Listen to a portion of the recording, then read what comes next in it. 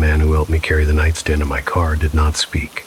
He was young, maybe in his early 20s, dressed in a faded university hoodie that smelled faintly of cigarette smoke and detergent that had been used too many times. He lifted his end of the furniture without complaint, without strain, as if the oak cabinet weighed no more than an empty cardboard box. The woman stood on the porch behind him, hands folded neatly at her waist, smiling with the calm patience of someone who had already said goodbye. It was late afternoon, that soft hour when the light begins to lose its authority. The sky had turned a pale, exhausted blue, and the shadows stretched longer than they should have. Her house, white siding, narrow windows, a porch that sagged slightly in the middle seemed to absorb the light instead of reflecting it.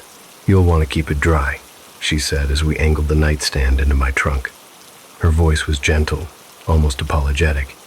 "The wood doesn't like moisture." I nodded, though the forecast was clear and the air warm. The cabinet smelled faintly of varnish and something older beneath it, dust, perhaps, or the slow breath of a room that had not been opened in years.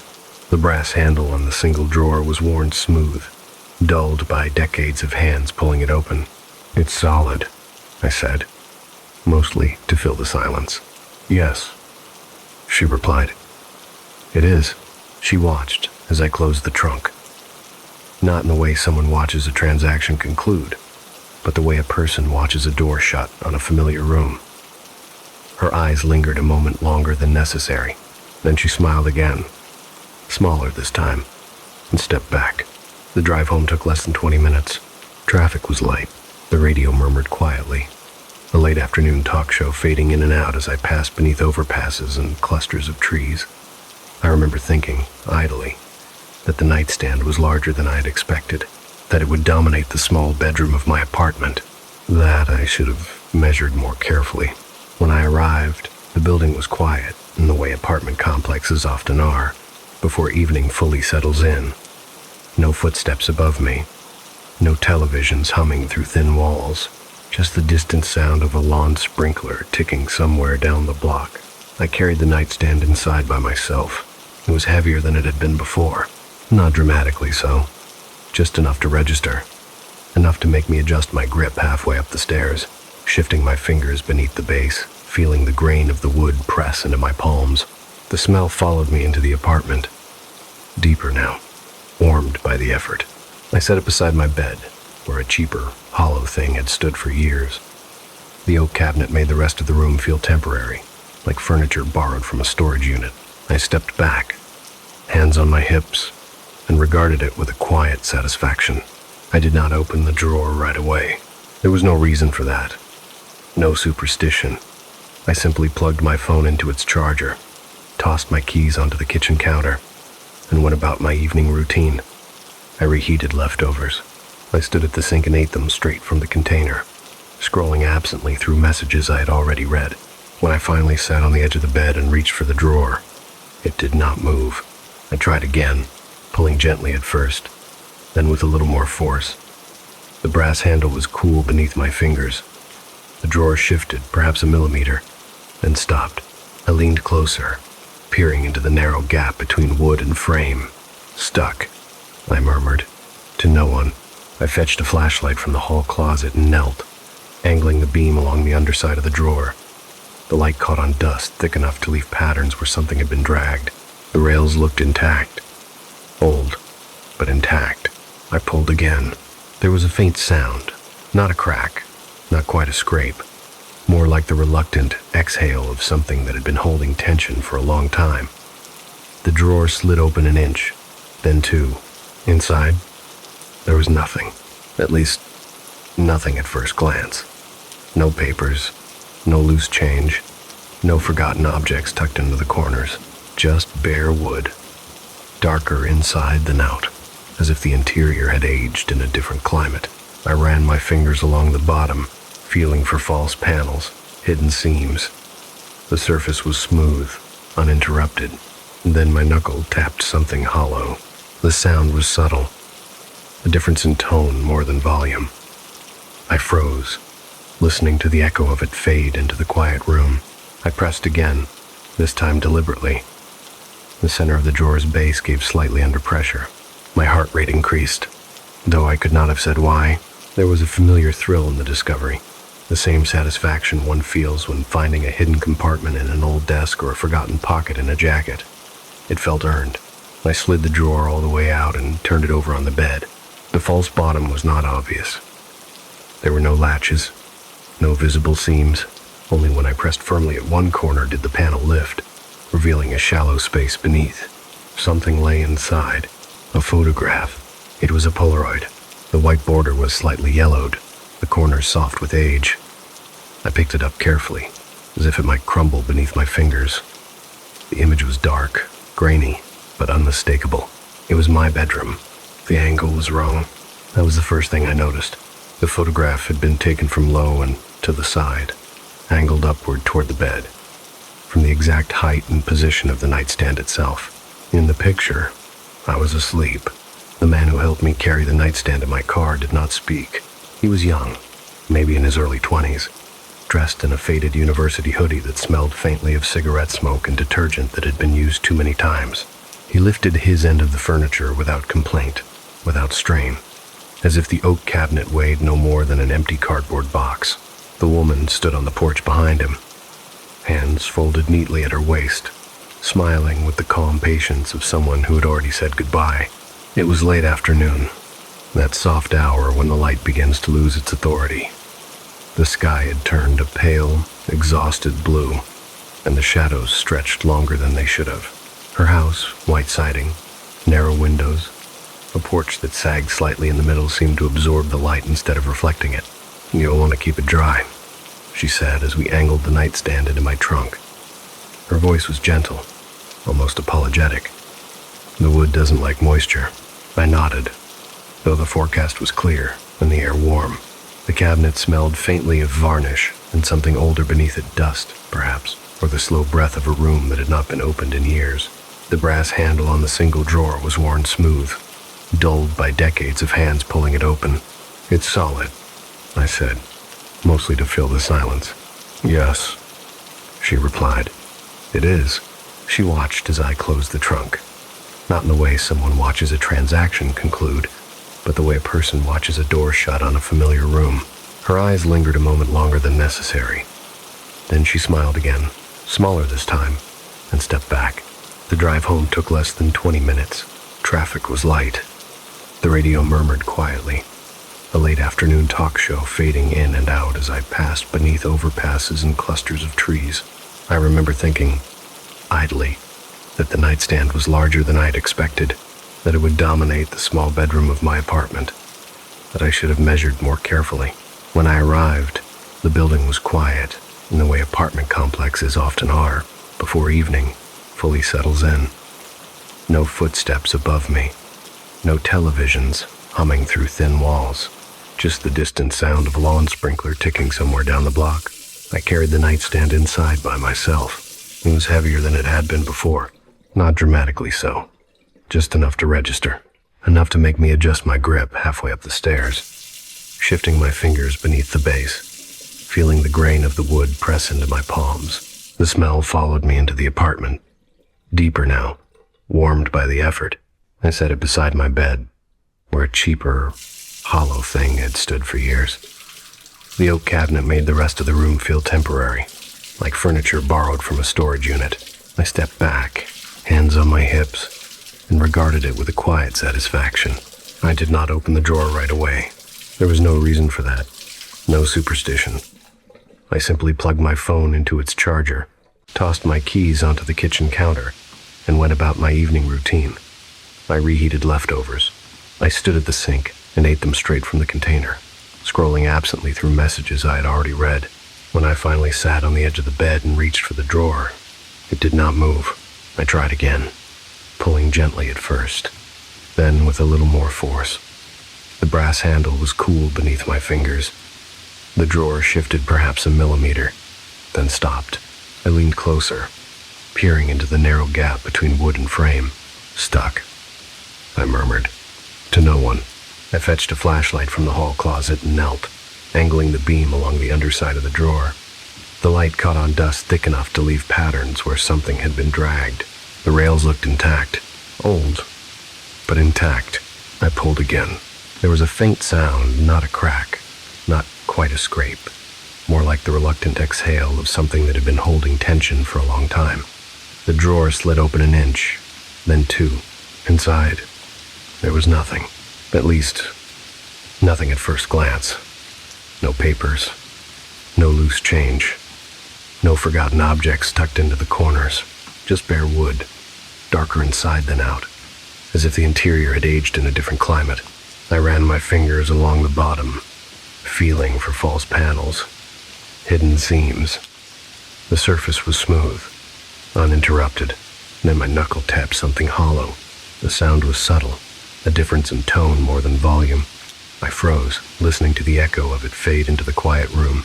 I pressed again, this time deliberately. The center of the drawer's base gave slightly under pressure. My heart rate increased, though I could not have said why. There was a familiar thrill in the discovery, the same satisfaction one feels when finding a hidden compartment in an old desk, or a forgotten pocket in a jacket. It felt earned. I slid the drawer all the way out and turned it over on the bed. The false bottom was not obvious. There were no latches, no visible seams. Only when I pressed firmly at one corner did the panel lift, revealing a shallow space beneath. Something lay inside. A photograph. It was a Polaroid. The white border was slightly yellowed, the corners soft with age. I picked it up carefully, as if it might crumble beneath my fingers. The image was dark, grainy, but unmistakable. It was my bedroom. The angle was wrong. That was the first thing I noticed. The photograph had been taken from low and to the side, angled upward toward the bed, from the exact height and position of the nightstand itself. In the picture, I was asleep. Once, twice, then went to voicemail. I did not leave a message. Instead, I typed a short text. "Hi, this is the buyer from earlier. Question about the nightstand." The message showed as delivered. I waited. Nothing. I picked up the photograph again, studying the details more closely. The grain of the wood, the small nick in the bed frame near the foot, the faint outline of a book on the far side of the mattress, one I owned, but had not read in months. A detail I did not remember arranging. A cold realization settled in my stomach. The photograph was not old. The lighting was too accurate. The room too precise. The objects positioned exactly as they were now, down to the faint crease in the pillowcase. I placed the Polaroid face down in the drawer, slid the false bottom back into place, and pushed the drawer shut. It resisted slightly before closing, as if catching on something unseen. That night, I slept poorly. I woke often, the sense of being observed tugging me from shallow dreams. Each time, I lay still, listening to the apartment breathe around me. I did not turn on the lamp. I did not reach for my phone. At some point later than midnight, earlier than dawn, I became aware of a sound, a soft click, not loud enough to startle, just distinct enough to register. I opened my eyes. The room was dark. The red glow of the clock bled faintly into the shadows. The nightstand stood beside me, solid and quiet. The drawer was closed. I told myself I had imagined the sound. I turned onto my side and closed my eyes, somewhere very close to the bed. Wood shifted under a careful, patient weight. I woke to the sound of my phone vibrating against the wood, not ringing, not chiming, just that dry, insect-like buzz as it skittered across the surface of the nightstand, nudging itself closer to the edge. For a moment, I did not move. The room was still dark, that pre-dawn darkness where shapes exist only as suggestions. The air felt heavier than it should have, warm and faintly stale, as though it had been held in place all night, and only just released. The phone vibrated again. I reached for it without lifting my head. My fingers brushed the edge of the nightstand, tracing the familiar grain of the oak. Solid. Real. The drawer was flush, closed tight. A notification glowed on the screen. A Miss Ash, from Craigslist. I sat up too quickly, the movement sending a brief wave of dizziness through me. The message preview was short. "Did you sleep well?" The timestamp read 5:02 a.m. My heart began to beat in a way that felt deliberate, heavy, as if it had decided to make its presence known. I checked the sender details. It was the same account, the same profile picture, the same name. My thumb hovered over the screen. I did not reply. Instead, I locked the phone and set it face down on the bed, as if hiding it from the room itself. The vibration had stopped. The silence pressed in around me, thick and expectant. I became acutely aware of the angle of the nightstand. From the bed, it sat just low enough that its top surface disappeared from view unless I leaned forward. I had never noticed that before, never considered how much of the room existed outside my direct line of sight when I lay down. I stood and turned on the overhead light. The room returned reluctantly. Corners sharpened. Shadows retreated into their assigned places. The nightstand looked exactly as it had the evening before. Unassuming, heavy, patient. I opened the drawer. The false bottom was still in place. I pried it up with my fingernails and reached into the hidden compartment. My fingers met bare wood. The Polaroid was gone. I stood there for a long time, staring into the shallow space, my mind circling the absence. I searched the rest of the drawer, then the bed, the floor, the narrow gap between mattress and wall. Nothing. I told myself I must have moved it, that I had been tired. That memory, like everything else, was unreliable under the right conditions. But the hollow certainty remained. The photograph had been there when I went to sleep. I showered with the bathroom door open, glancing back at the bedroom every few seconds. The sound of running water filled the apartment, leaving no room for smaller noises. When I turned it off, the sudden quiet felt too sharp, like pressure in my ears. I dressed quickly and packed my bag for work. The phone buzzed again. Another message. The drawer sticks sometimes. You have to pull from the center. My breath caught. I sat on the edge of the bed, phone clenched in my hand, and typed back before I could stop myself. How do you know about the drawer? The response came almost immediately. It's always been that way. I stared at the words until they blurred. Who took the photo? I typed, then deleted it. Typed again. Where did that picture come from? The typing indicator appeared, disappeared, appeared again. It was already there. I did not go to work that day. Instead, I drove back to the address listed in the ad. The neighborhood was older than I remembered. The houses set farther back from the road, their yards overgrown in a way that suggested neglect rather than intention. The sky hung low and gray, pressing down on the street. I slowed as I approached the house, my pulse quickening with each familiar landmark. Except the house was no longer familiar. The porch sagged, more than before. One corner collapsed entirely. Boards had been nailed over the windows, their wood bleached and cracked by weather. The front door hung open, swinging slightly in the breeze. No car in the driveway, no sign of recent habitation. I parked across the street and sat with the engine running, staring at the structure as if it might rearrange itself if I watched long enough.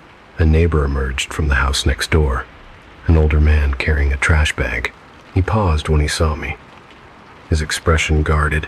"Excuse me," I said, stepping out of the car. "Do you know who lives here?" He looked at the house, then back at me. "No one," he said. "Not for years. I was just here yesterday," I said. The words sounded wrong as soon as they left my mouth. The man shook his head slowly. "Place has been empty since before my wife passed. That must be 6, 7 years now." A chill crept up my spine. "There was a woman," I insisted. "She was selling furniture." He frowned. "You sure you've got the right address?" I checked my phone. The listing was gone, not marked as sold, not expired. Gone. I thanked him and returned to my car, my hands trembling as I started the engine. I drove away without looking back. That night, I did not sleep in my bed. I dragged a blanket onto the couch and left the bedroom door closed, as if distance alone could restore a sense of safety. I kept the lights on until well past midnight, the television murmuring softly, a stream of voices and canned laughter filling the apartment. Sometime after 1, my phone buzzed again. I did not pick it up. The vibration stopped, then started again, more insistent this time. I turned my head away, staring at the opposite wall, counting my breaths. When the sound finally ceased, the silence that followed felt wrong. Not empty, expectant. I drifted into a shallow sleep. I dreamed of angles, of perspectives that did not belong to me, of corners of rooms I had never stood in, looking out at my own life as if through glass. In the dream, I tried to turn, to catch myself in the act, but the viewpoint remained fixed, low and steady. When I woke, the apartment was dark. The television screen glowed blue, the streaming service having asked its question and received no answer. My throat was dry. My limbs felt heavy, pinned by the weight of the couch cushions. From the bedroom, I heard a sound, a soft, deliberate scrape, wood against wood. I did not move. The sound came again, slow, controlled, like someone learning the limits of an unfamiliar object. The nightstand drawer. I held my breath, listening as the noise continued. There was no rush to it, no urgency, just the quiet patience of repetition. Then, a click, the same sound I had heard the night before. My phone buzzed. This time, I looked. A photograph filled the screen, a Polaroid. The image showed the living room from a low angle near the floor, the couch dominating the frame. I lay on it, asleep beneath the blanket, my face turned toward the wall. The clock in the corner of the image read 1:47 a.m. The time on my phone read 1:48. A message followed. You see now, something shifted in the bedroom, a subtle change in pressure, like a presence adjusting its weight. I understood. Then, with a clarity that felt cruel in its simplicity, the nightstand was not watching me. It was showing me where I had already been seen. And somewhere in the apartment, something waited for me to lie down again so it could choose the next angle. After the second photograph, I stopped sleeping altogether. Not in the dramatic sense. I didn't pace the apartment with a knife in my hand or barricade doors with furniture. I did not sit upright until dawn, staring at walls. I did something worse, something quieter. I learned how to rest without closing my eyes. It began as an experiment, a way to test whether the photographs required sleep or merely stillness. I lay on the couch with the lights on, eyes open, breathing slow and deliberate, counting the faint clicks and ticks of the building as it cooled around me. I listened for the scrape of wood from the bedroom. I waited for the pressure change, that subtle sense of something adjusting itself nearby. Nothing happened. At first, this felt like a victory. Hours passed. My eyes burned. The muscles in my neck tightened until the slightest movement sent a dull ache down my spine. Eventually, exhaustion did what fear could not. It pulled me under, gently, without warning. I woke to my phone vibrating. The photograph was different this time. The angle was higher, still low enough to be unnatural, but no longer at floor level. The frame captured the couch from near the armrest, angled down at my sleeping body. My mouth hung open slightly. One hand had slipped free of the blanket, fingers curled inward as if grasping something small and invisible. The timestamp on the image was 3:11 a.m. The phone read 3:12. I stared at the photograph until the room began to tilt, my balance betraying me even while I sat still. The image quality was the same, grainy, imperfect, unmistakably Polaroid. The lighting was wrong, though. The overhead light I had left on was off in the picture. The room was lit instead by the dim ambient glow of the television screen. Paused on a menu I did not remember selecting. I checked the television. It was on. Paused. I did not remember touching the remote. I stood and walked to the bedroom. The door was open. I was certain, absolutely certain, that I had closed it. The nightstand sat where it always had, flush against the wall, its surface bare. I approached it slowly, acutely aware of the sound my footsteps made on the carpet. Each one felt like an announcement. The drawer slid open easily this time. The false bottom lifted without resistance. Inside lay 3 photographs. I did not touch them right away. I studied them as one might study something alive, watching for movement, for change. The images were stacked neatly, aligned with care. The top photograph was the one I had just received. Beneath it, the image of me sleeping on the couch from a lower angle. And beneath that, my bed, not from the side, from above. The photograph showed the bed as if viewed from the ceiling. My body a pale shape beneath the covers, the nightstand just visible at the edge of the frame. The angle was impossible. There was no place in the room from which that photograph could have been taken. I felt a strange, dissociative calm settle over me then. The kind that arrives not because things have improved, but because the mind has run out of ways to panic. I picked up the photographs one by one. They were warm, not hot, not fresh in the way of something newly printed, just warm enough to suggest they had not been sitting undisturbed for long. The backs were blank, save for faint impressions, pressure marks where the glossy surface had rested against wood, against the false bottom, against the inside of the drawer. I replaced them carefully and closed the drawer. For the rest of the day, I avoided the bedroom. I worked from the kitchen table, my laptop angled so that its reflection did not catch in the darkened television screen behind me. I ate standing up. I drank coffee until my hands shook and my thoughts began to race ahead of themselves, untethered from sequence or sense. At some point in the afternoon, I realized something else. The photographs were getting better, not sharper, not clearer, but more deliberate. The framing improved. The angles grew more precise, as if whoever or whatever was taking them was learning, adjusting, understanding the room not as a collection of objects, but as a series of sightlines. I tested this idea in small ways. I moved the couch 6 inches closer to the wall. That night, the photograph adjusted accordingly. I placed a chair at an odd angle near the bedroom door, its back to the nightstand. The next image showed the chair moved aside, just enough to clear the view. I taped paper over the bedroom window, sealing out the streetlight. The photograph taken afterward compensated, increasing exposure until the grain swallowed the image, but the composition remained intact, always centered, always focused on me. The messages became less frequent. When they did arrive, they were shorter. Still, better, almost. I stopped replying entirely. The thought occurred to me unwelcome, but persistent that this was not harassment, not in the way I understood it. There was no escalation toward violence, no threats, no demands. There was only documentation. One evening, as dusk bled into night, I unplugged every light in the apartment. I left the lamps dark, the overhead fixtures off. I powered down the television and covered its screen with a blanket. I moved through the rooms by memory, counting steps, brushing fingertips against walls. Then I lay down on the bedroom floor. I positioned myself carefully, aligning my body with the edges of the bed, the nightstand, the wall. I stared up at the ceiling and waited. Sleep did not come easily. When it did, it brought no dreams. I woke to the absence of sound, no hum of appliances, no distant traffic, no building settling into itself.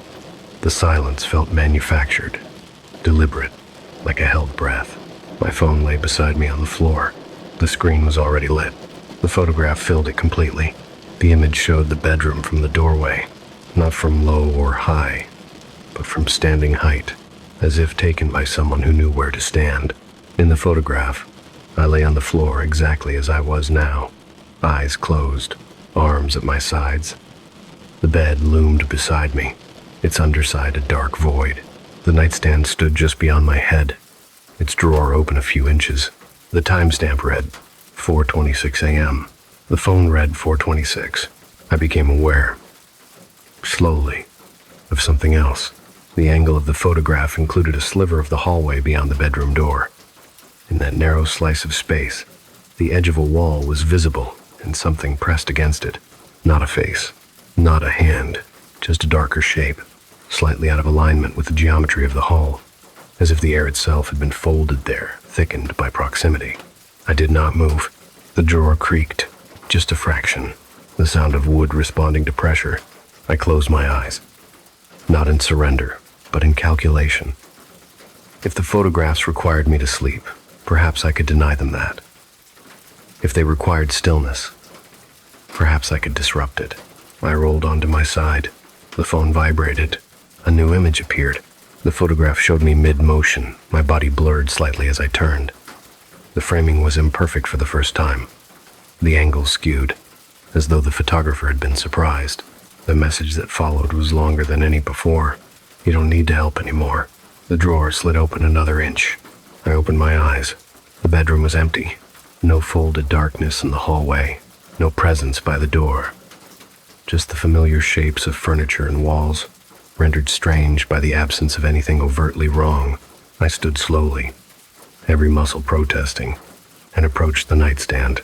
Inside the drawer, beneath the photographs, lay something new, a Polaroid still developing. The image was pale, barely formed. I could make out only the vaguest suggestion of a room, a ceiling, a light fixture I did not recognize. As I watched, the image darkened, resolved. It was my bedroom, but the bed was empty. The photograph showed the room from a corner I had never stood in, angled toward the door. The drawer was closed. The nightstand's surface was bare. In the center of the frame, exactly where I stood now, was a space shaped like a person, an absence. The message arrived as the image finished developing. Next time, stay where you are. I understood then that the photographs were not proof that I was being watched. They were proof that I was expected, and somewhere in the apartment, the angle that did not belong to me was being adjusted patiently until I fit. There was a time, after the photographs began to repeat themselves, when I thought I had finally understood the rules, not the reason, not the source, just the rules. The pictures only appeared when I slept. The angles improved when I stayed still. The drawer opened when I stopped resisting it. Understanding this did not bring comfort. It brought routine. I stopped thinking in terms of days and nights. Instead, I marked time by images, by the subtle changes between them, by what was corrected and what was allowed to remain wrong. The photographs had begun to arrive before the vibrations. That was the first sign something had shifted. I would wake with my phone already unlocked, the image displayed on the screen, my own reflection faintly visible over it, like a second exposure. The timestamps no longer lagged by a minute. Sometimes they matched exactly. Sometimes they were ahead. Only once the photograph arrived with a timestamp that had not happened yet. I did not wait to see if it would. I started writing things down. At first, it was practical, a way to anchor myself. I kept a notebook on the kitchen counter and recorded details that felt important. Where I slept, which lights were on, the position of furniture. I noted the angle of each photograph as best I could, sketching crude diagrams in the margins. Over time, the notes became less structured. I wrote about how the apartment felt at certain hours, about the way the air near the nightstand seemed denser, harder to move through, about the sensation fleeting, but unmistakable, that the room was already arranged for me before I entered it. The notebook filled quickly. Then it began to contradict itself. I would read an entry describing a night I did not remember, a photograph I had no recollection of receiving, a message written in my own hand that referred to events that had not yet occurred. I told myself I was forgetting. That exhaustion was taking its toll. That fear was rearranging memory the way it rearranges dreams. But the handwriting did not change. One evening, I found a photograph in the drawer that I knew, with absolute certainty, I had never seen before. It was old, not aged in the way the others were softened by time and handling, but truly old. The white border was cracked. The image itself had faded into sepia tones. The contrast washed thin. It showed the bedroom, but not my bedroom. The walls were the same shape, the window in the same place, but the bed was different, narrower, the quilt unfamiliar. The nightstand, the same oak nightstand, stood beside it, unchanged. A person lay on the bed, not me. The face was blurred, the features smoothed by motion or decay, but the posture was familiar. The way the arms rested, a slight turn of the head toward the nightstand. I flipped the photograph over. There was writing on the back, not a date, not a name, just a number. I sat on the floor and spread the photographs out around me. There were more than I had realized. Dozens, at least, perhaps more. They filled the space like fallen leaves, overlapping, curling at the edges. I sorted them instinctively, grouping by angle, by location, by quality of light. A pattern emerged. The earliest photographs, those with the worst resolution, the strangest framing, were not of me. They showed different rooms, different beds, different people. The nightstand remained constant, always present, always positioned at the same relative angle, always watching from the same height. The later photographs grew more precise, more familiar. The rooms began to resemble mine. The bodies on the beds blurred into a shape that could almost be mistaken for me. Almost. I understood then that the Polaroid I had found, the one that had begun all of this, was not the first. It was the first successful one, the first time the alignment had been close enough to matter. That night, I dreamed without sleeping. I lay on the couch, eyes open, staring at the ceiling as the hours passed without texture or distinction. The apartment felt suspended, as though held between breaths. I could sense the nightstand in the other room, not as an object, but as a point of reference, a fixed coordinate around which everything else arranged itself. At some point, the lights changed, not abruptly, gradually, as if dimmed by an unseen hand. Shadows lengthened, then softened. The walls seemed to shift inward, not moving exactly, but suggesting motion the way a reflection does when the glass bends. I stood and walked to the bedroom. The drawer was open. Inside lay a single photograph. It showed me standing in the doorway, looking into the room, looking at myself. The version of me in the photograph was thinner, paler. His posture was subtly wrong, as though his joints did not quite agree on where they should rest.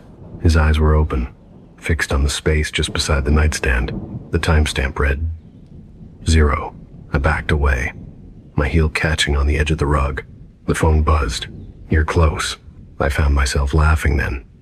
Not loudly, just a breath of sound, surprised out of me. "Close to what?" I asked the empty room. The answer did not come as text. It came as memory. A sensation surfaced. Unbidden, unwelcome. The recollection of standing in a different apartment years ago, looking at a piece of furniture that felt heavier than it should have, of a woman on a porch, hands folded, smiling with quiet relief. A memory that did not belong to me, or rather one that belonged to a version of me that had come before. The photographs were not documenting my life. They were refining it. Each image was a correction, each angle an adjustment, each night a rehearsal. I was not being watched so I could be remembered. I was being watched so I could be replaced. I returned to the drawer and removed the false bottom completely. Beneath it, carved into the wood, were shallow grooves, lines worn smooth by repeated contact. The shape was unmistakable. A place for the photographs to rest, a place for the drawer to close around them, a place where something else could slide in when the time came. The phone vibrated one last time. Lie down. I did not. Instead, I sat on the edge of the bed and held the photograph marked 1 between my fingers. The image of the stranger blurred into abstraction as my eyes filled with tears I did not remember deciding to shed. "I won't fit," I said quietly. "I'm not the same." The drawer shifted, not opening, aligning. I realized then that resistance had never been the problem. Difference was. The first photograph, the one I had found on that first evening, had been taken because, for a moment, I had matched closely enough, because the room had accepted me as a viable configuration. But time had moved. I had changed, and the thing inside the drawer was patient enough to wait for the next version that would fit better. Behind me, the bed creaked, not with weight, with anticipation. I did not lie down. That was the decision I made, and for a few seconds, maybe minutes, it felt like resistance, like choice. I stood in the center of the bedroom, holding the photograph marked 1, my back to the bed, my face to the nightstand. Nothing moved. The drawer remained still. The room did not breathe. The air pressed close, waiting for instruction.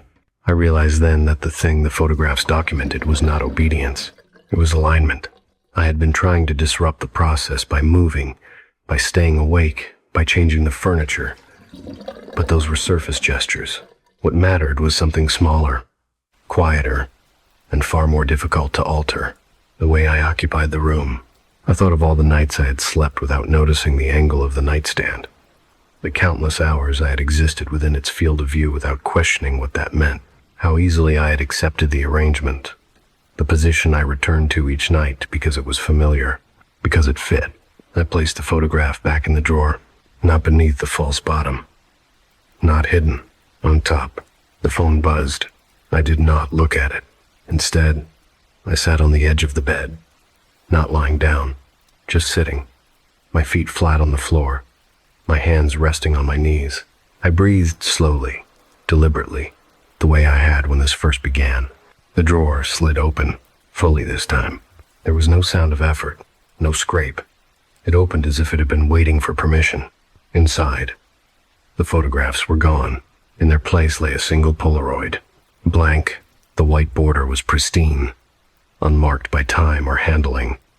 The surface of the image was pale and undeveloped, a soft gray that reflected the room back at me in a vague, distorted way. The drawer did not close. The room felt unfinished. I stood and stepped away from the bed.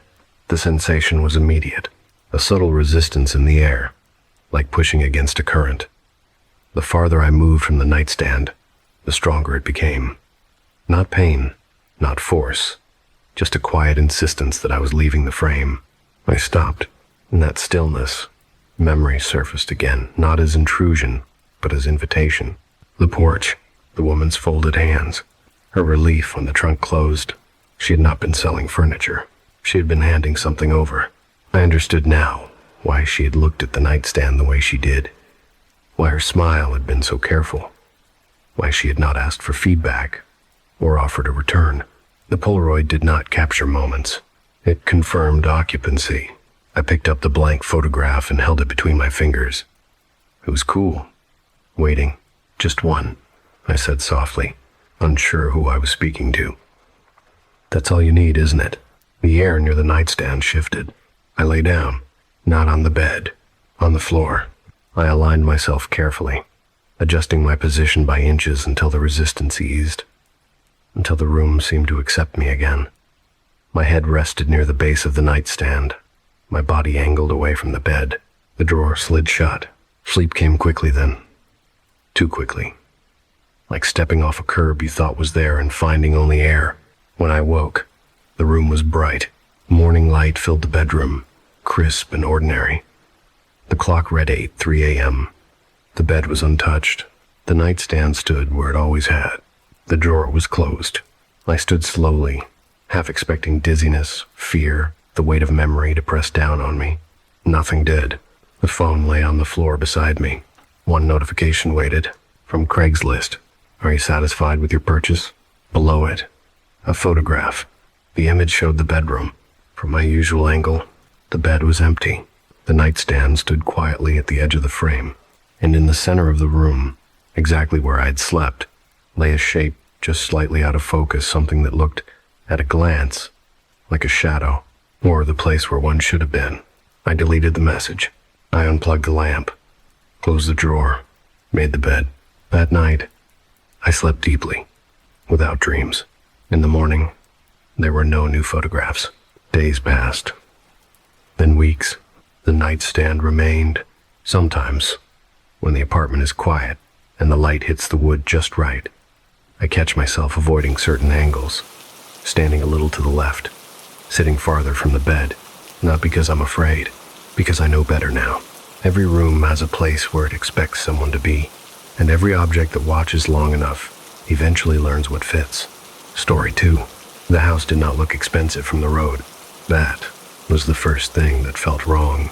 It sat far enough back from the asphalt that the headlights barely reached the front steps, framed by a line of trees that were too old to be ornamental and too close together to be accidental. The driveway curved once, gently, as if to suggest privacy without admitting it outright. No gate, no sign, just gravel, dark and quiet beneath the tires. I checked the address again on my phone. It matched. The listing had been precise, clinical, even. Professional sitter needed. Overnight, $500 per night. Cash. Duties explained on arrival. No guests. No pets. No alcohol. There had been no photographs. No description of the house. No name attached to the account, just a string of letters and numbers and a response time that never exceeded 2 minutes. I was a student. My semester had ended badly. Money had begun to feel less like a resource and more like a measurement of time running out. So I had replied. The front door opened before I knocked. The man who stood there was younger than I expected. Mid-30s, maybe, clean-shaven, dressed in a sweater that looked too thin for the cold. He smiled, but the expression did not travel upward to his eyes. "You're on time," he said. Inside, the house smelled faintly of dust and pine cleaner. Not unclean, just unused. The foyer opened into a wide central hallway. from which several rooms branched off symmetrically, like spokes on a wheel. The lights were already on. "Shoes are fine," he added, noticing my hesitation. "You'll be moving around." He led me into the kitchen, where an envelope sat on the counter. Thick, unmarked. 500, he said. "For tonight. Same amount for each night after, if you choose to continue." I picked up the envelope. It was heavier than I expected. "What exactly will I be doing?" I asked. He nodded once, as if this were the correct question, asked at the correct time. He produced a folded sheet of paper and placed it beside the envelope. On it was a diagram of the house, simplified but accurate. Rooms labeled by function, hallways drawn as clean lines. Next to each room name was a time. "Every hour, on the hour," he said. "You will turn specific lights on and off according to this schedule." I scanned the page. 12 living room on, guest bedroom off, 1 hall bathroom on, kitchen off F, 2 upstairs hall on, study off. The pattern continued. Each hour a different combination. No two were the same. Some rooms appeared frequently, others only once. "What happens if I forget?" I asked, half joking. The man did not smile. "You won't," he said. He walked me through the house, room by room. Each switch was clearly labeled, the plates newer than the walls around them. The bulbs were bright, white, and silent.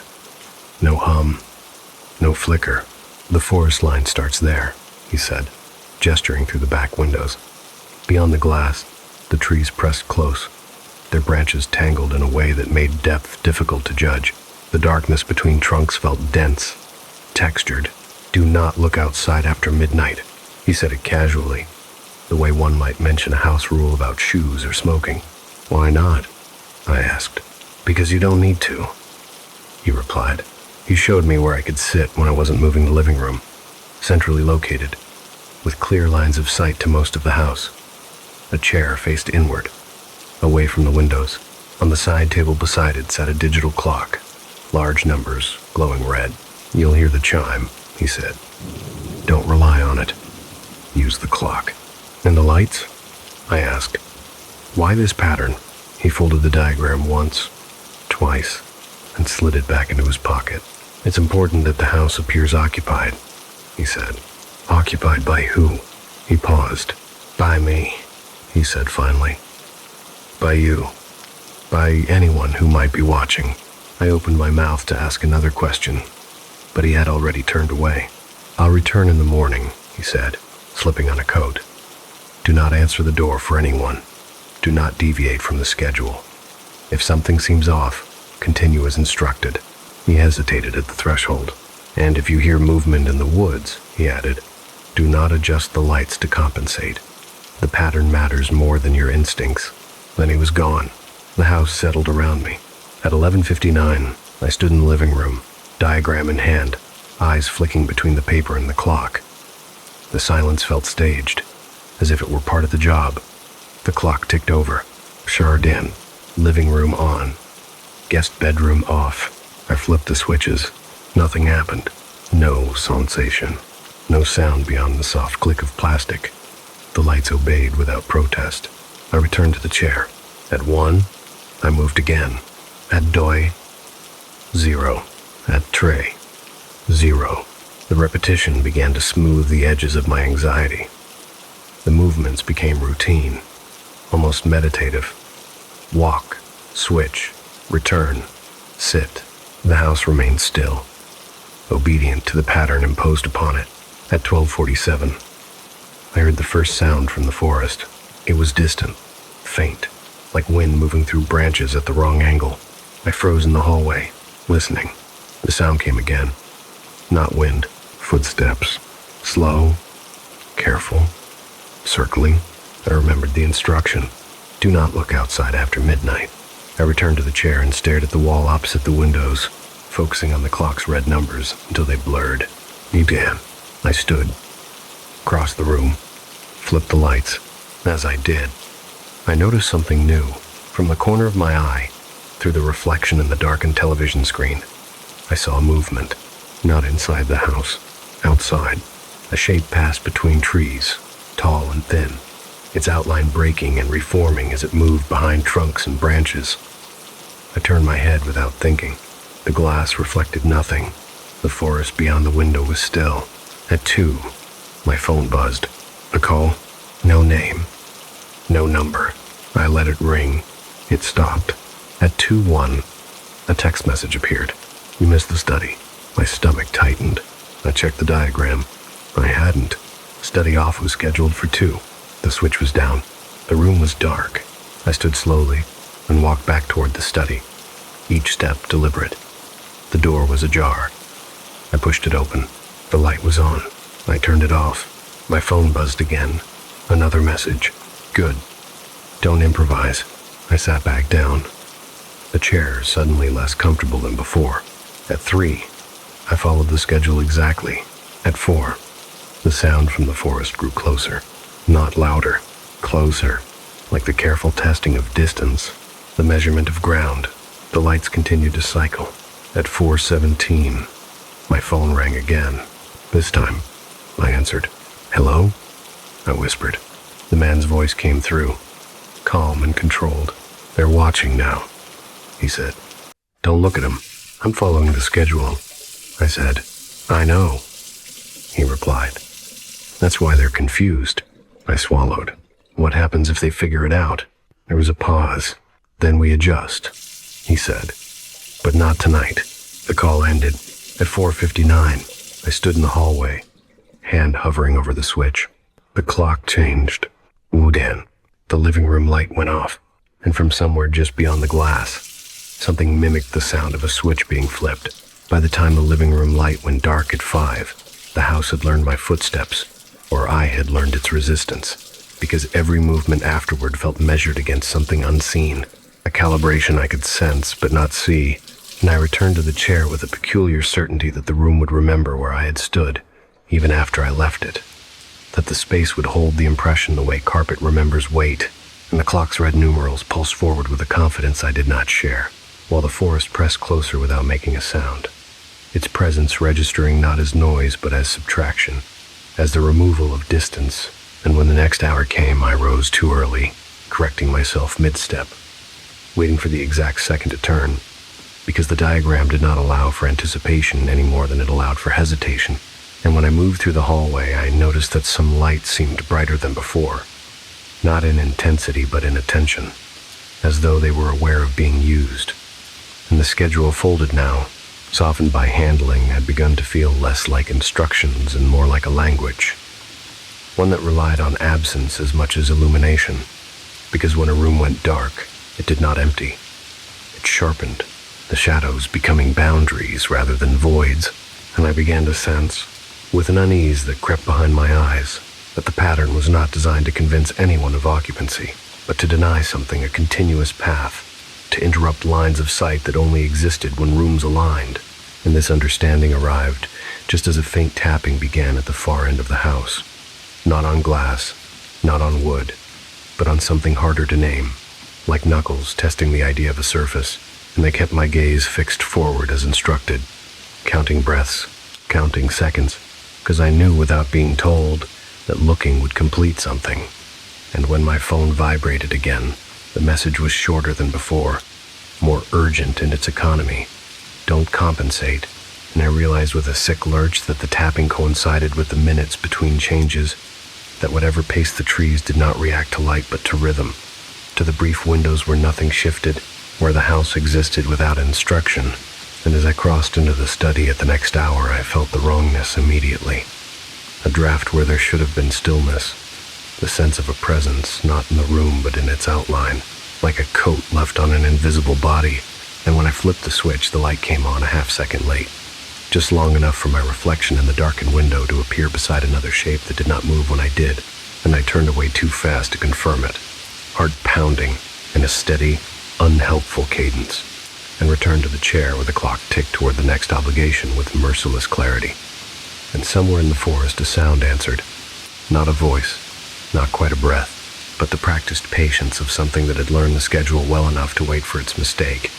And when the call came again from the man, no greeting, no preamble, His words landed with the weight of a correction rather than a warning, telling me I was drifting, that the house could tolerate small errors, but not interpretation, because interpretation implied choice, and choice created gaps, and gaps were doors. And as he spoke, I became aware of the lights changing in rooms I was not in, switches flipping without sound in perfect adherence to the pattern, as if the house were rehearsing without me, demonstrating that the work could continue regardless of my presence, that I was not essential so long as the sequence held, and the realization settled in with a cold finality. The job was never to keep the lights on. It was to keep me moving, to keep a human body circulating through the pattern so that the watchers outside, whoever they were, whatever shape they took, would continue to miscount, would continue to believe the house was full when in fact it was only precise. And as dawn hinted faintly at the edges of the windows, I understood that the margin for error was not measured in minutes or missed switches, but in attention, that the moment I stopped believing the pattern mattered more than I did, something else would step into the schedule, something perfectly capable of turning lights on its own. By the time the clock reached 6, the house no longer felt like a structure, but a system that happened to include walls, and I had begun to sense that my own thoughts were being paced, nudged into alignment with the hours, the way my body was, because fear itself had become scheduled, arriving in predictable waves just before each change, receding briefly once the switch was thrown, and this rhythm was what finally made me understand why the money had been so high and the instructions so precise, because what I was being paid for was not vigilance but consistency, the presence of a human consciousness acting as a stabilizing variable. And as the sky outside lightened into that colorless gray that pretends to be morning without offering relief, I noticed that the sounds from the forest did not retreat as daylight approached. They simply thinned, stretching themselves into longer silences between movements, as if whatever waited there understood that visibility was not the same as safety. And when I crossed the upstairs hall at 7, my reflection appeared again in the darkened glass of a framed photograph, but this time it lagged by a fraction of a second, enough to suggest hesitation rather than delay, and the reflected version of me seemed to look not at the switch I reached for but at the doorway behind me, as though expecting something to enter once the light went out. And I felt a surge of panic then, sharp and immediate, because for the first time the pattern no longer felt like a barrier but a performance, something that required an audience, and I could not shake the sense that the watchers beyond the trees were no longer confused but studying, learning the timing the way I had, waiting not for a mistake but for permission. And this thought followed me as I moved through the house hour after hour, my body aching with a fatigue that felt older than the night itself, until I began to lose track of whether the lights were changing because I flipped the switches or because they expected to. And when the phone buzzed again, I almost did not notice.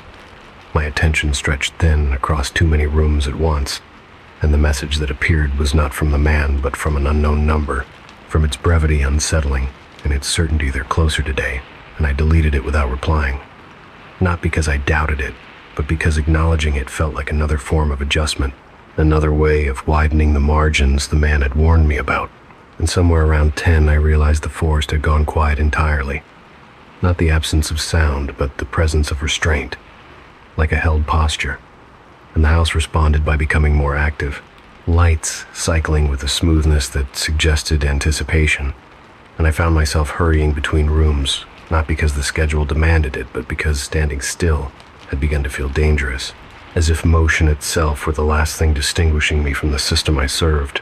And when noon arrived, the sun stood high enough to cast clean, ordinary shadows through the windows, revealing nothing unusual outside, just trees, trunks evenly spaced, leaves unmoving, but the normality felt staged, like a backdrop pulled too neatly into place. And it was then, in that false calm, that I noticed the first deviation that I had not made, a light already off when the schedule said it should be on, and the realization struck me with a hollow certainty that the house had begun to correct for me, to anticipate my fatigue, and that this was not assistance, but redundancy, because redundancy implied replacement, and I stood frozen in the hallway, diagram clenched in my hand, watching the clock bleed seconds while the house waited to see if I would contest its decision. And when I finally flipped the switch back on, the air shifted perceptibly, a pressure release that rippled outward as though something beyond the walls had leaned forward and then withdrawn, disappointed, and my phone rang immediately after. The man's voice stripped of its earlier calm, telling me I needed to rest but not sleep, to sit and breathe and let the house carry the pattern for a while.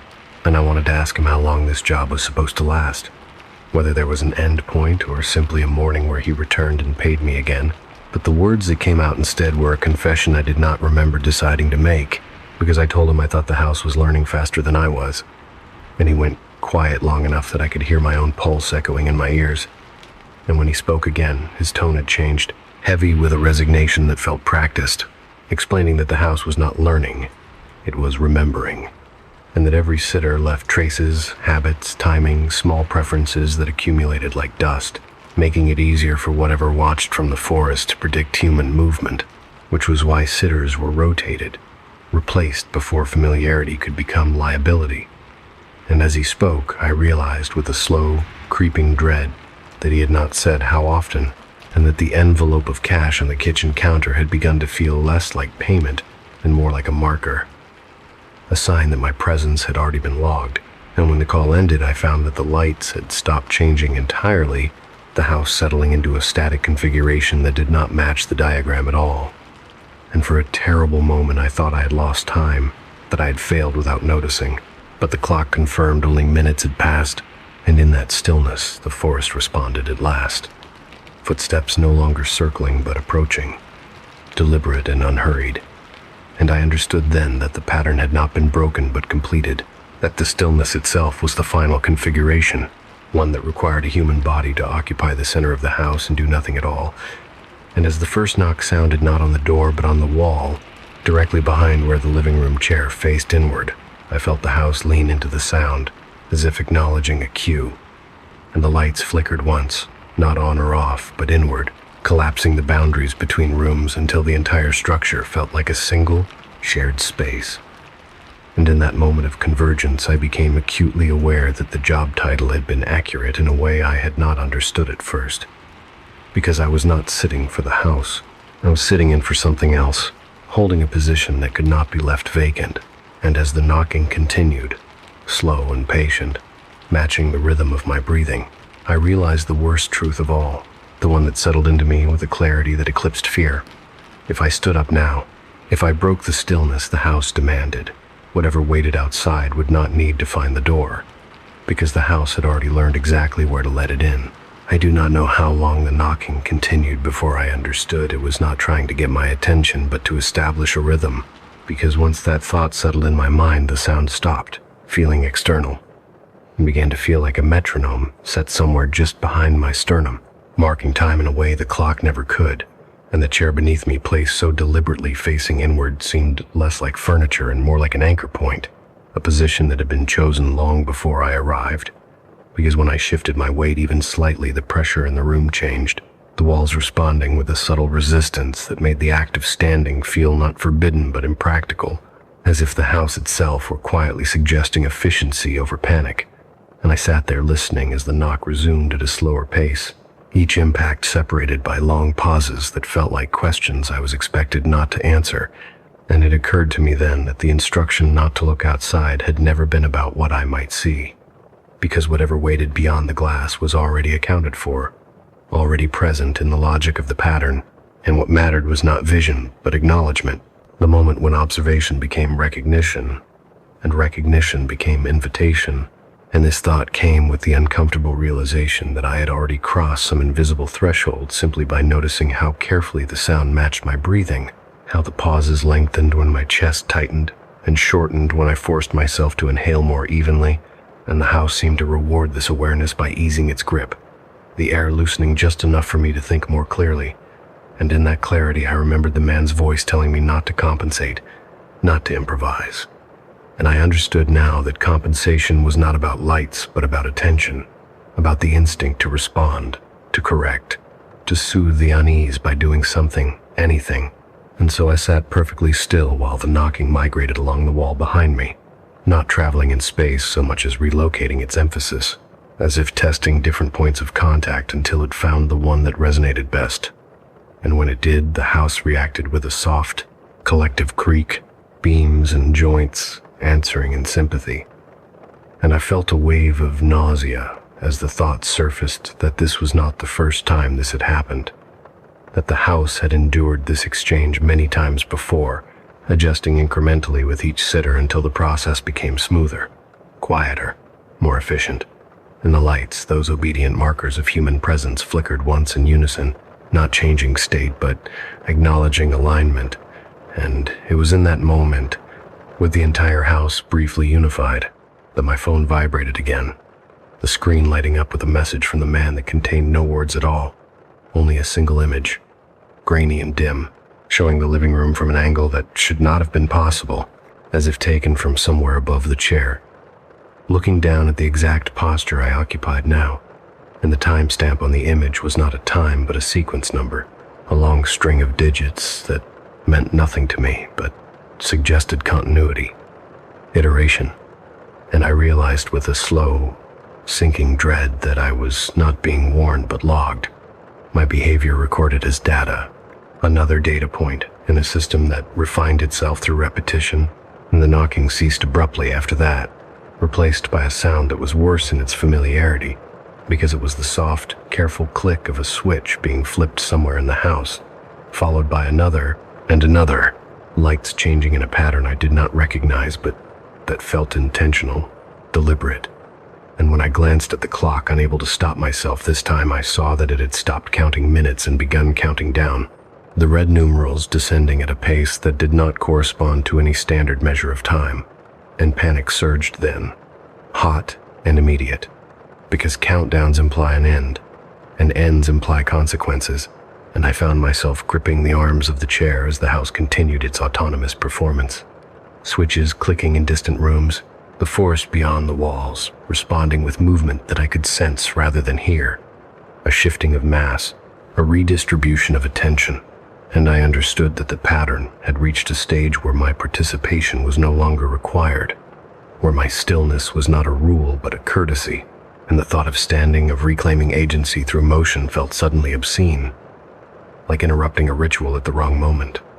And as the countdown reached its final digits, the front door handle turned slowly, not forced, not tentative, but practiced, and the sound of it sent a ripple through the house that manifested as a brief, total blackout, every light extinguishing at once, plunging the interior into a darkness so complete it felt textured, layered, and in that darkness the knocking resumed, this time from inside the walls, from the spaces between studs and wiring, a series of careful taps that traced a path inward, converging toward the living room, toward me. And I closed my eyes not in fear, but in a last attempt to deny recognition, focusing instead on the memory of the driveway, the gravel crunching under my tires when I arrived, the envelope of cash heavy in my hand, the casual certainty with which the man had said I would be moving around, because movement had been the lie that made the job feel temporary. And when the lights snapped back on without warning, I found the house unchanged in its layout but altered in its atmosphere, the air now carrying a faint, organic smell like damp leaves and soil, the smell of the forest having crossed a boundary without needing to open a window. And directly across from me, standing in the doorway to the hall, was a shape that did not resolve into clear edges no matter how long I looked at it, because it was not meant to be seen from the front, only from the side, only in transit. And I knew with a certainty that bypassed thought that if I turned my head fully, if I brought my eyes to bear on it directly, the process would complete, the last margin would collapse. And so I stared instead at the clock as it reached 0 and held there, unblinking, and in that suspended moment the man's voice came through the phone one final time, not as a call but as a recorded message that played without prompting, telling me that I had done well, that my consistency had bought them time, that the house would remember me kindly, and the phrase struck me then with its full, terrible meaning, because being remembered by a place like this was not an honor but a function, a way of ensuring that my presence could be replicated, approximated, stepped into when needed. And as the message ended, the shape in the hallway took one slow step forward, not toward me but into the house itself, its outline blurring as it crossed an invisible threshold, and the house responded by relaxing, by settling, as if a long-held tension had finally been released, and in that release I felt something detach inside me, a loosening that was not relief but vacancy, and I understood that whatever the house required of a sitter had been fulfilled, not through endurance or obedience, but through the simple act of staying still long enough for something else to arrive and take the position I had been holding all night, a position that, once occupied, did not need a human body to justify it anymore. When morning finally arrived, it did not announce itself with light so much as with permission, the kind that settles quietly over a place once it has decided it no longer needs to pretend. And I realized this because I was already standing when I became aware of the windows brightening my body upright, without memory of having risen from the chair, my legs steady in a way they had not been for hours, as though some careful tension had been removed from the joints and returned to the walls where it belonged, and the house now evenly lit, in a configuration I did not recognize but somehow accepted. Felt complete in a way that made my presence feel redundant, like a receipt left on the counter after the transaction is closed. And it was in this unsettling calm that I noticed the envelope of cash was gone. Not taken, but relocated, placed neatly on the side table beside the chair with the flap opened and the bills counted, squared, aligned, as if to demonstrate that the accounting had been finished and balanced. And my phone lay on top of it, screen dark, obedient, no longer vibrating with messages or images or warnings, just a device again, inert. And I stood there, absorbing this with a strange neutrality because fear requires opposition and there was none left to offer, from the forest beyond the windows, now ordinary in the worst possible way, the trees spaced at sensible intervals, the ground visible between trunks, the whole scene stripped of the density that had pressed against the glass all night, and it took me several seconds to understand that the instruction not to look outside had expired, that it was safe now not because the danger had left but because it had arrived and been accommodated, and this realization came with a delayed wave of nausea that bent me forward, hands on knees, my breath loud in the quiet house, and as I straightened, I became aware of another difference, one subtle enough that it might have escaped me if I had not been searching for meaning where none was required. Because the lights no longer obeyed the clock. They were simply on, steady and unblinking, every room illuminated regardless of the schedule I had memorized so thoroughly, and I understood then that the pattern had served its purpose, that the house no longer needed to simulate occupancy because it had achieved something closer to it, something quieter and far more permanent. And I found myself drawn to the hallway without conscious decision, my feet carrying me past rooms I had walked through dozens of times during the night, but which now felt like unfamiliar territory, as if the angles had shifted just enough to break muscle memory, and at the end of the hall I stopped, because the door to the guest bedroom, one of the rooms that appeared only once on the diagram, stood open, and inside it the light was on, casting a clean rectangle across the floor, and I knew, with an unshakable certainty, that this room had been important long before I arrived, that its singular appearance in the schedule had not been an oversight but a marker, and when I stepped inside, the smell of damp leaves returned, faint but unmistakable, clinging to the corners of the room like a residue. And there was nothing there that should not have been. No marks on the walls, no footprints on the carpet, no sign of disturbance at all, except for the bed, which had been stripped of its linens and made bare, the mattress clean and unmarked, waiting in a way that made my skin prickle, and I backed out of the room slowly, not wanting to turn my back on it, not because I expected something to follow, but because the idea of leaving it unobserved felt irresponsible, like neglecting a final step in a process that had been careful to include me until now. And it was as I reached the doorway that I heard the sound of a switch being flipped behind me. A soft, definitive click that carried no urgency and no malice, just the calm assurance of completion, and I turned to see the light in the guest bedroom go out, the room returning to darkness without resistance. And in that moment I understood that the phrase, "do not look outside," had always been incomplete, that what it meant was, do not look for what is coming, because when it arrives it will already be inside, and this understanding settled over me like a heavy coat as I returned to the living room, where the chair still faced inward, patient and unoccupied, and I felt a fleeting, almost absurd impulse to sit down again, to resume the position that had been mine for so long that it felt earned.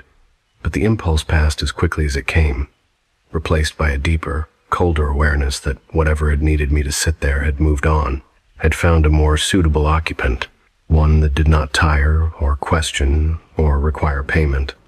And my phone chose that moment to wake at last. The screen lighting up not with a message or a call, but with a notification banner from Craigslist, informing me cheerfully, impersonally, that a new listing matching my interests had just been posted.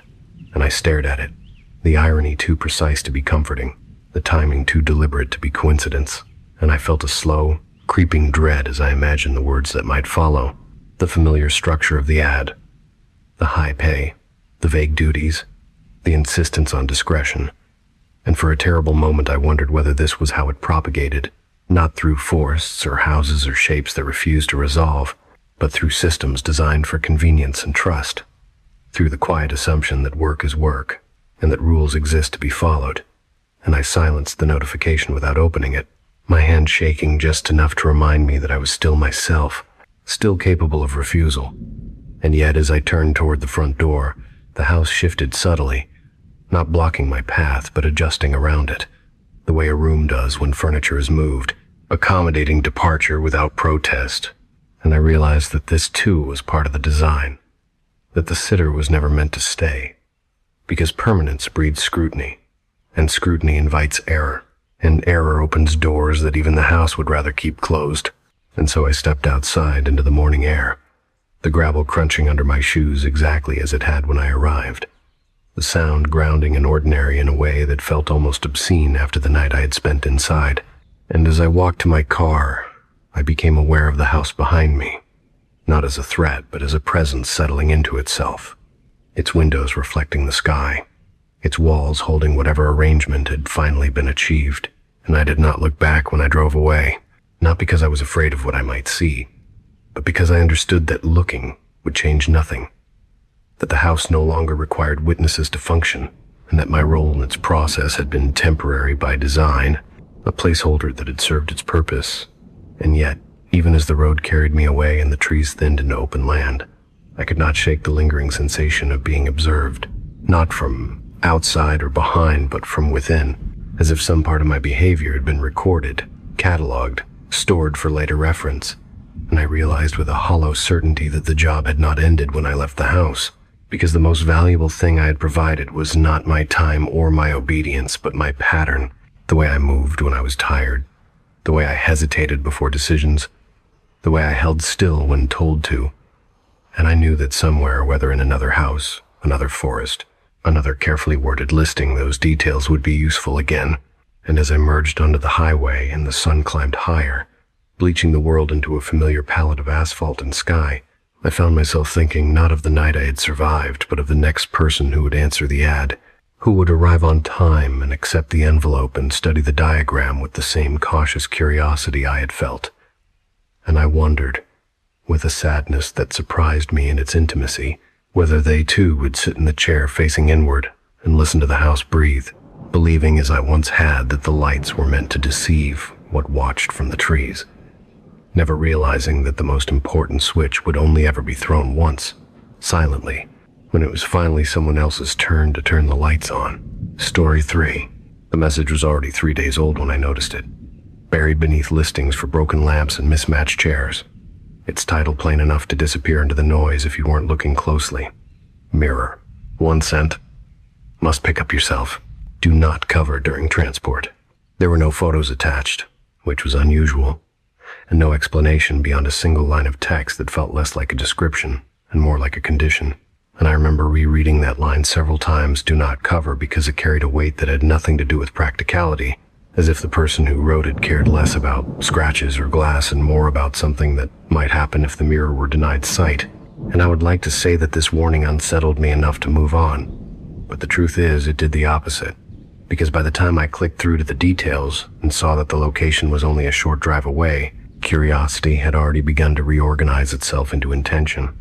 And the next thing I knew, I was messaging the seller through Craigslist, asking if the mirror was still available, and receiving a reply almost instantly that said only, yes, come before sunset, which felt less like scheduling and more like a boundary. And so I found myself in my car later that afternoon, following directions that led me away from main roads and into a part of town where the houses leaned closer together as if sharing secrets, where the light filtered differently through older trees, dimmer even in daylight. And the address I arrived at belonged to a narrow, two-story home with paint peeling in long vertical strips, its windows dark, not because they were dirty, but because they reflected almost nothing. And when I knocked, the door opened just wide enough for a woman to look out at me, her face partially obscured by shadow, her eyes clear and intent in a way that made me straighten without realizing it. And she did not invite me in or introduce herself. She simply stepped back and gestured toward the hallway, where the mirror leaned against the wall as if it had been waiting, taller than I expected, its frame thin and unadorned, the glass so clean it seemed to drink in the light around it rather than reflect it. And I felt an immediate, irrational urge to look away, not because of anything I saw, but because of the sensation that I was being positioned, placed at a very specific distance and angle from the surface. And the woman spoke then, her voice soft but precise, telling me to lift it carefully, to keep it upright, to make sure nothing blocked its view of the world between her house and mine. And when I asked, because some part of me still believed in normal exchanges, why it cost 1 cent, she smiled in a way that did not reach her eyes and said, "So you don't forget it was a transaction." And the words stayed with me as I carried the mirror out to my car, every step accompanied by the uncomfortable awareness of my own reflection sliding along the glass in perfect clarity. My movements tracked with a precision that felt just a fraction too attentive, and I resisted the impulse to throw a blanket over it once it was in the back seat, remembering the warning and convincing myself that this was simply one of those eccentric conditions people attach to objects they've lived with too long. And the drive home was uneventful except for the way my eyes kept returning to the rearview mirror, not to check traffic, but to confirm that the mirror behind me was still there, still watching the road unblinking. And when I finally brought it inside my apartment and propped it against the bedroom wall, I noticed that my reflection in it felt slightly delayed, not in a way that was obvious at first, but in a subtle, almost courteous hesitation, like someone waiting half a beat before responding in conversation. And I stood there testing this, lifting my hand and watching as the mirrored hand followed just a moment later, close enough to feel like imagination, far enough to plant a seed of doubt. And I laughed then, quietly, embarrassed by my own nerves, telling myself that old glass warps light, that fatigue plays tricks, that I had spent too long alone lately. And yet as I moved around the room unpacking groceries and setting the mirror temporarily by the closet, I became aware of that delay persisting, always the same fraction of a second, always just enough to notice when I was looking for it. And later, when evening settled and the apartment filled with the muted sounds of other people living their lives through shared walls, I caught my reflection again while brushing my teeth, my face tired and drawn in the bathroom light, and I watched as my reflected mouth finished the motion of swallowing a heartbeat after I'd already done so. And the sensation that followed was not fear but dislocation, the unsettling impression that the mirror was not out of sync with me so much as calibrated to something else, something that ran alongside my movements rather than directly beneath them. And that night, lying in bed with the lights off, I could see the faint outline of the mirror's surface catching the glow from the street lamp outside. And I found myself counting the seconds between my blinks and their echo in the glass, a pointless exercise that nonetheless refused to stop, because once you notice a delay, you begin to look for what fills it. And sometime after midnight, when sleep had thinned my thoughts into something less guarded, I turned my head toward the mirror and saw myself already looking back, my reflected eyes meeting mine with a familiarity that felt earned rather than copied. And in that instant I understood why the woman had insisted the mirror not be covered, why it had needed to see the world between her house and mine, because whatever lived in that half-second gap was not content to wake up in a dark room. And as I drifted towards sleep with that awareness pressing gently but persistently against my thoughts, I felt certain of one thing, even before the mirror began to smile and I did not. This was not an object meant to show you who you are, but to show you when you are no longer alone inside yourself. After the first night, I began to organize my days around the delay. Not consciously, at first. It happened the way habits do quietly, without permission. I would pause before turning corners, linger an extra second before leaving rooms, slow my movements just enough that the half-second gap between myself and my reflection felt less like an error and more like a rhythm I could follow. and the relief that came with this adjustment unsettled me far more than the delay itself, because it suggested that my body was willing to accommodate the mirror, that some part of me found the misalignment preferable to resistance, and this awareness followed me through the next morning as I dressed for work, catching sight of myself in the mirror leaning against the bedroom wall, watching as my reflection finished pulling on a sleeve after I had already moved on, its expression neutral but attentive, like someone listening closely for instructions. And I told myself out loud to fill the room with something other than silence that old mirrors distort, that glass settles unevenly over time, that my eyes were tired, and yet the delay remained constant, regardless of lighting or distance, precise enough to be measured if I'd had the nerve to try. And as I moved through the apartment, making coffee and checking my phone, I began to notice something else, something that had not registered the night before. The delay did not increase when I moved faster, nor did it decrease when I slowed down. It stayed fixed, a stable interval that felt less like lag and more like translation, as if my movements were being interpreted rather than mirrored. And this thought lodged itself uncomfortably in my mind while I drove to work, my reflection in the rearview mirror behaving normally, obediently, which only sharpened the unease when I returned home that evening and stood once again in front of the tall glass, lifting my hand and watching the mirrored version hesitate before following. And it was then that I noticed the smile, not the full expression yet, just the preparatory tension at the corners of the mouth, the subtle shift in the eyes that precedes intention. And I lowered my hand quickly, heart pounding, telling myself I had imagined it, that faces do strange things when you stare at them too long, especially your own. But the sense of being anticipated lingered, clinging to me as I moved the mirror into the living room so it wouldn't dominate the bedroom, propping it against the wall opposite the couch where I told myself it would be less intrusive. And that night I dreamed of timing, of standing on a platform waiting for a train that never arrived, while another version of me boarded one that was already pulling away. And when I woke just before dawn with the dream still heavy in my chest, I found myself standing in front of the mirror without remembering how I got there. My reflected self already facing me, posture aligned but expression unreadable. And when I raised my hand this time, the reflection did not move at all. Not immediately, not even after the familiar half-second had passed, and panic flared sharp and immediate, because stillness was not part of the pattern. And I waved my arm more insistently, watching as the reflection finally responded, not by copying the motion but by lifting its own hand to rest against the glass, palm pressed flat as if testing the boundary between us.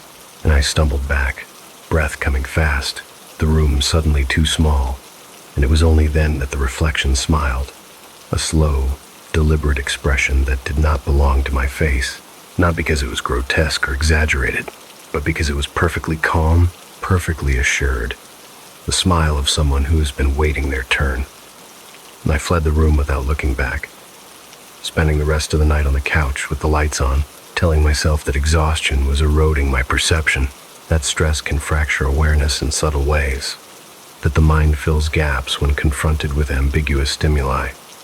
And yet the next morning, when I gathered the courage to return to the living room, the mirror showed nothing out of the ordinary, my reflection once again obediently delayed by that same half-second, the smile gone as if it had never been there. And this inconsistency unsettled me more than any overt threat could have, because it suggested restraint, choice, and I began to notice other changes as the days passed, small enough to dismiss individually but impossible to ignore in aggregate, like the way the mirror seemed to catch my attention even when I wasn't facing it, a subtle pull in my awareness that drew my eyes toward it during conversations on the phone or while reading, or the way my reflection sometimes appeared already looking at me when I turned toward it. The delay compressed to almost nothing in those moments, as if the mirror had anticipated my movement. And I tested this once by spinning around quickly, heart racing, only to find my reflection already oriented toward me, expression neutral but eyes sharp, and the realization that it had been watching me while I was turned away settled into my stomach like a stone. And I considered then, seriously, the possibility of getting rid of it, of wrapping it in a blanket despite the warning and returning it to the woman's house, or leaving it on the curb with a sign that said free. But the thought of covering it filled me with a sudden, inexplicable dread, not fear of damage or consequence, but of interruption, as though doing so would violate an agreement I had already accepted simply by bringing it home.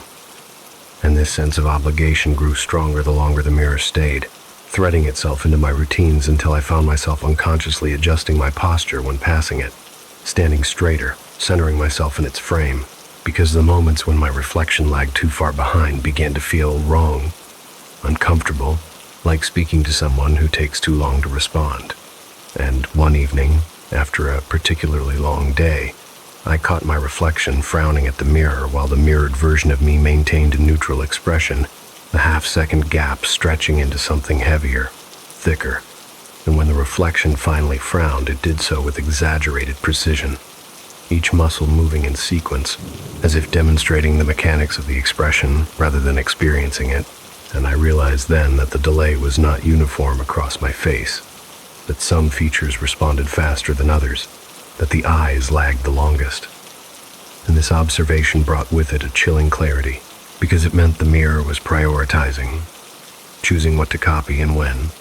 And the next time I smiled, testing, tentative, the reflection did not return it at all, holding my gaze with that same calm attentiveness until my smile faltered and fell away, at which point the reflection smiled in response, slow and satisfied, and I backed away, heart pounding, the room seeming to tilt as the implication took hold. The mirror was no longer reacting to me. It was correcting me, guiding my expressions into alignment with something else. And that night, lying in bed with the mirror's dark surface just visible down the hall, I became acutely aware of my own face, of the effort required to hold it neutral, to keep my thoughts from translating into muscle memory. And I understood then that the true horror was not the delay itself, but the way it trained you to wait, to hesitate, to question whether your movements were truly yours until the mirror confirmed them, and as sleep finally claimed me in uneasy fragments.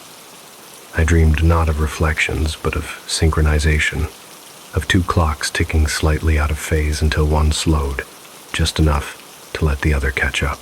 The delay stopped being constant sometime during the second week, and the moment I realized this, I also understood why it had taken so long to notice, because the mirror did not shorten the gap all at once.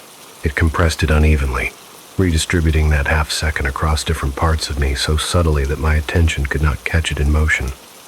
And this unevenness manifested first in my eyes, which began to align more quickly than the rest of my face, so that when I turned toward the glass, my reflected gaze met mine almost instantly, while the mouth, the shoulders, the hands still lagged behind, creating an effect that felt less like seeing myself and more like being seen by something wearing my outline imperfectly.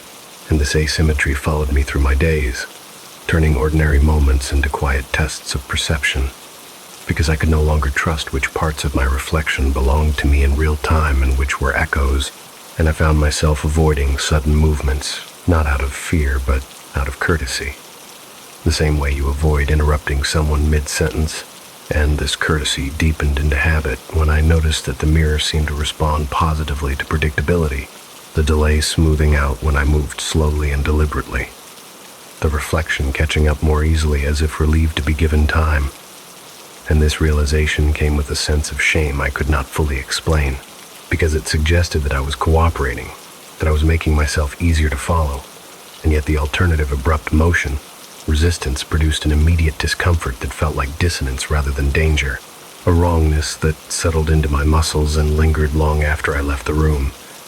And so I adjusted, not consciously at first, but with the quiet pragmatism of someone who's learned that certain behaviors produce fewer complications, and the mirror rewarded this adjustment by becoming more precise, its surface no longer swallowing light, but reflecting it with a clarity that made the glass seem thinner, closer, as if the distance between us had been reduced to a technicality.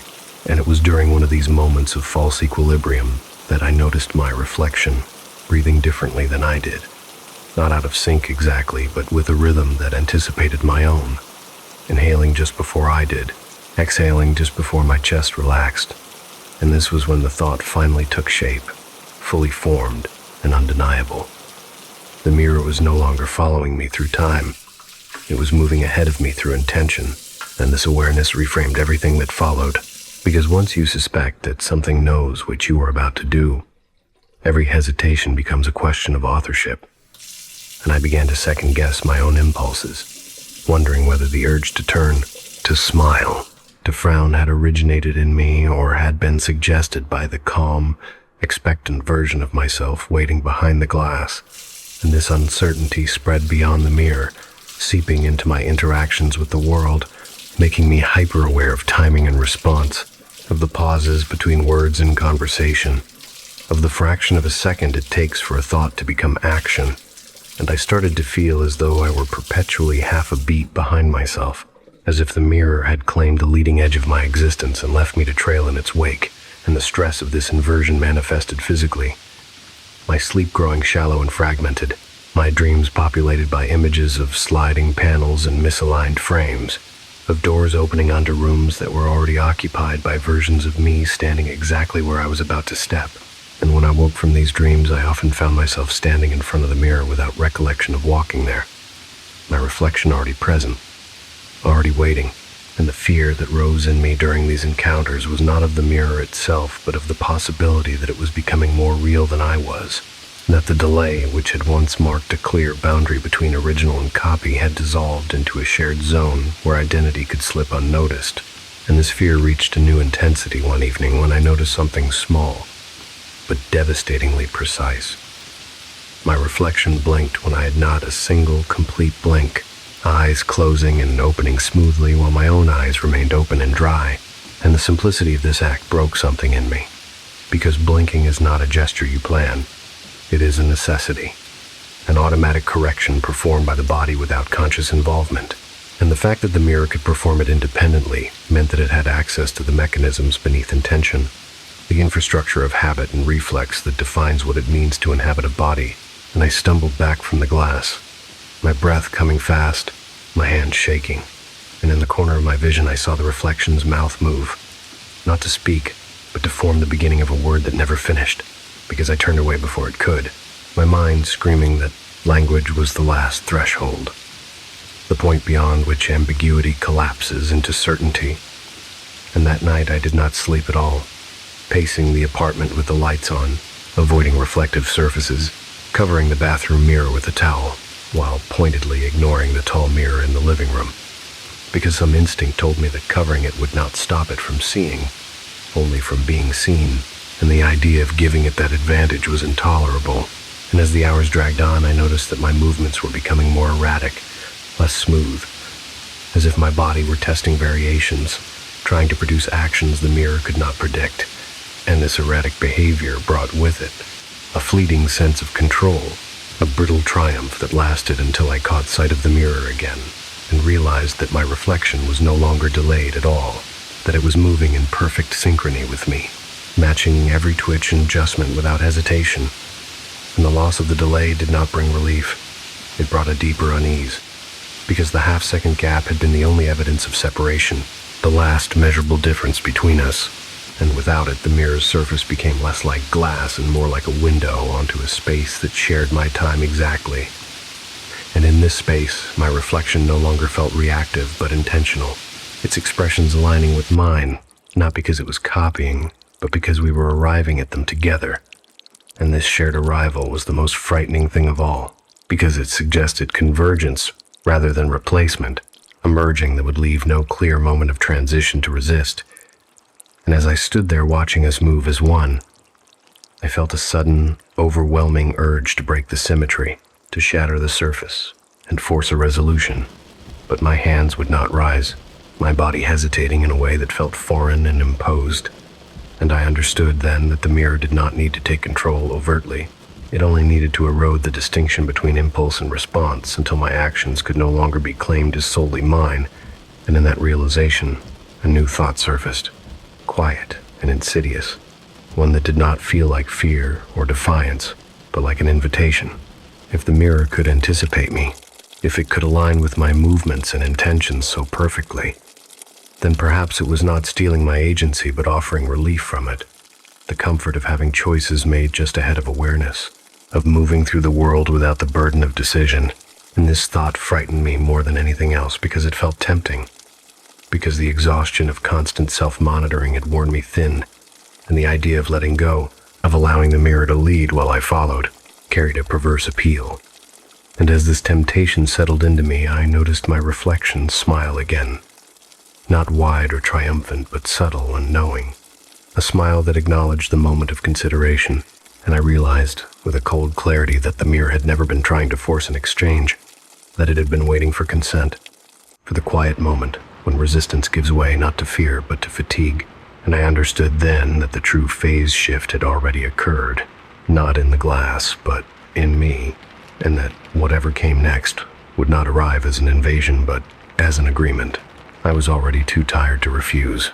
After the delay disappeared, time itself became unreliable inside the apartment, not because clocks failed or days blurred together in the way exhaustion usually causes, but because the distinction between before and after began to feel negotiable, as if sequence were something that could be adjusted the same way posture or breath could be adjusted.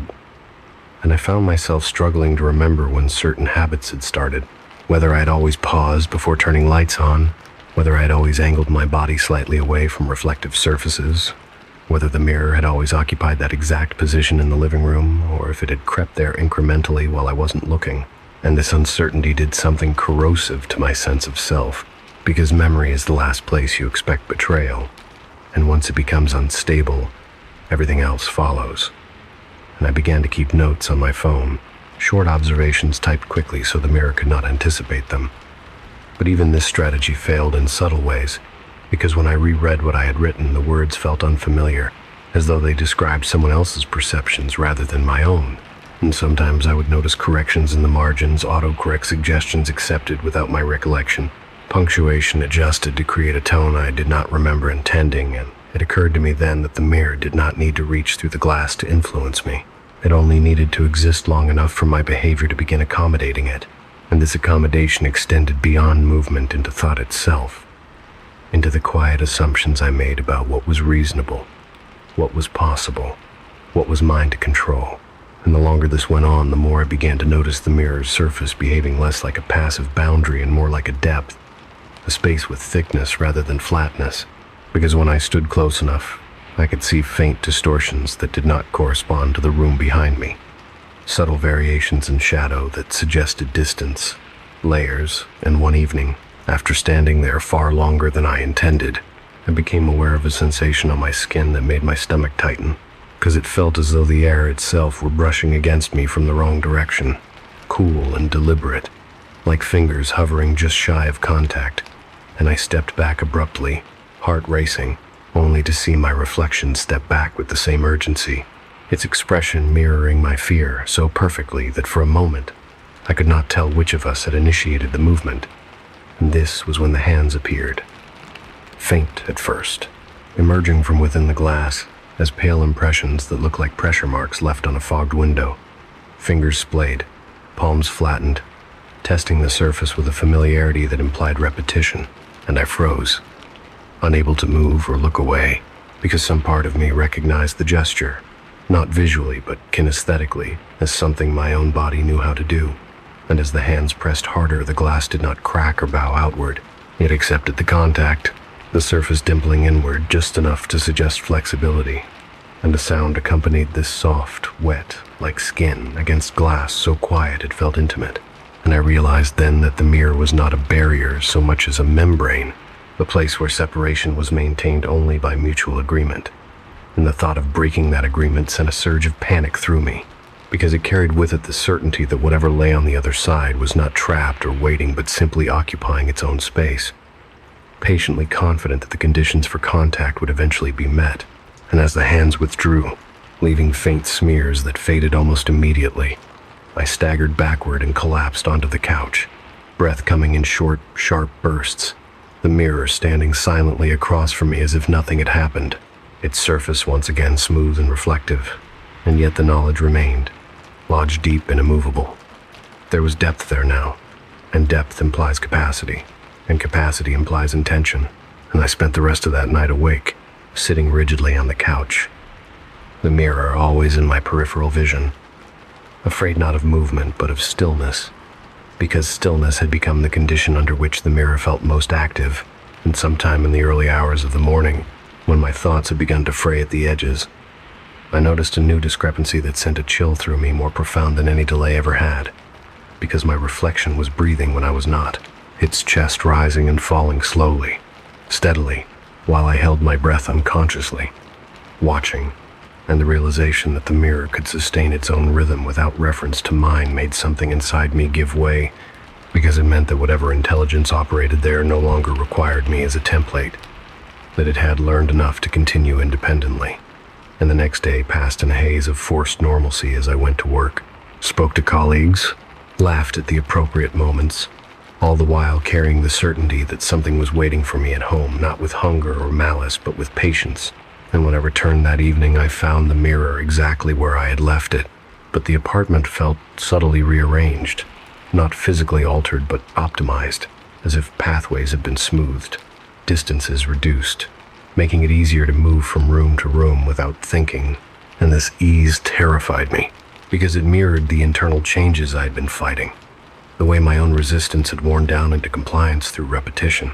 And I understood then that the mirror was not trying to replace me abruptly or violently, because such an exchange would require conflict, and conflict introduces unpredictability, and unpredictability is inefficient. And instead, it was doing something far more insidious. It was waiting for me to become indistinguishable from it, through alignment, through shared timing and shared intention, so that the transition, when it came, would not feel like loss but like continuity. And this understanding crystallized into a desperate resolve, because I realized that if I were going to act, I would have to do so decisively, without hesitation or negotiation, and the only action that made sense was destruction. Not because I believed it would work, but because it was the last remaining gesture that could not be anticipated, and so I fetched the heaviest object I owned, a dumbbell, from beneath the bed, and stood before the mirror with my heart hammering and my muscles trembling, lifting the weight over my shoulder. And for a moment, just a moment, my reflection hesitated, its eyes widening with something that looked almost like concern. And that hesitation nearly stopped me, because it suggested vulnerability, doubt, the possibility that I was about to make a terrible mistake. But then the reflection smiled again, that same calm, knowing smile. And in that instant I understood that hesitation itself was the true enemy, that any pause would be interpreted as consent. And I swung the weight with everything I had, and the impact did not shatter the glass as I expected. There was no explosive crack, no cascade of shards, only a dull, muffled sound like striking packed earth, and the mirror's surface rippled outward from the point of contact, deforming but not breaking, and the reflection reached out from within the glass, its hands emerging fully this time, fingers wrapping around the weight with a strength that felt horrifyingly real. And as her hands met on the handle, I felt a sensation like static rush up my arms, a shock not of pain but of recognition, as if some circuit had finally closed, and the reflection leaned forward, its face inches from mine on the other side of the glass, eyes locked onto mine with an intensity that erased everything else. And in that moment I became aware of a simple, devastating truth.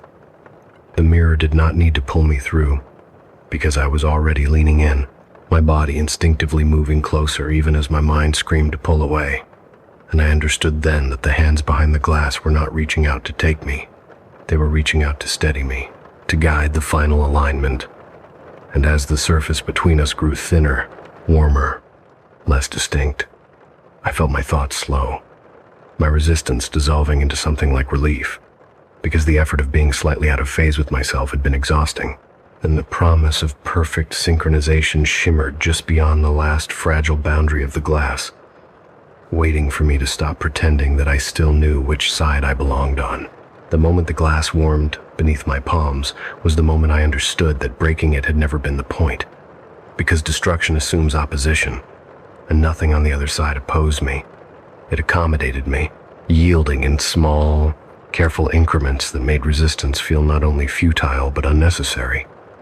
And as the mirror's surface softened into something more like pressure than solidity, I felt my reflection's hands tighten around the dumbbell, not pulling it away, but easing it downward, guiding the weight from a weapon into a shared object, and the static sensation along my arms deepened into a low, humming awareness that drowned out the frantic edges of my thoughts, leaving behind a clarity that felt almost merciful.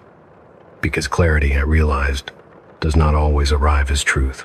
Sometimes it arrives as permission, and the permission being offered to me was simple. Stop deciding. Stop correcting. Stop lagging behind yourself. And as this realization settled in, the boundary between my reflection and me thinned further.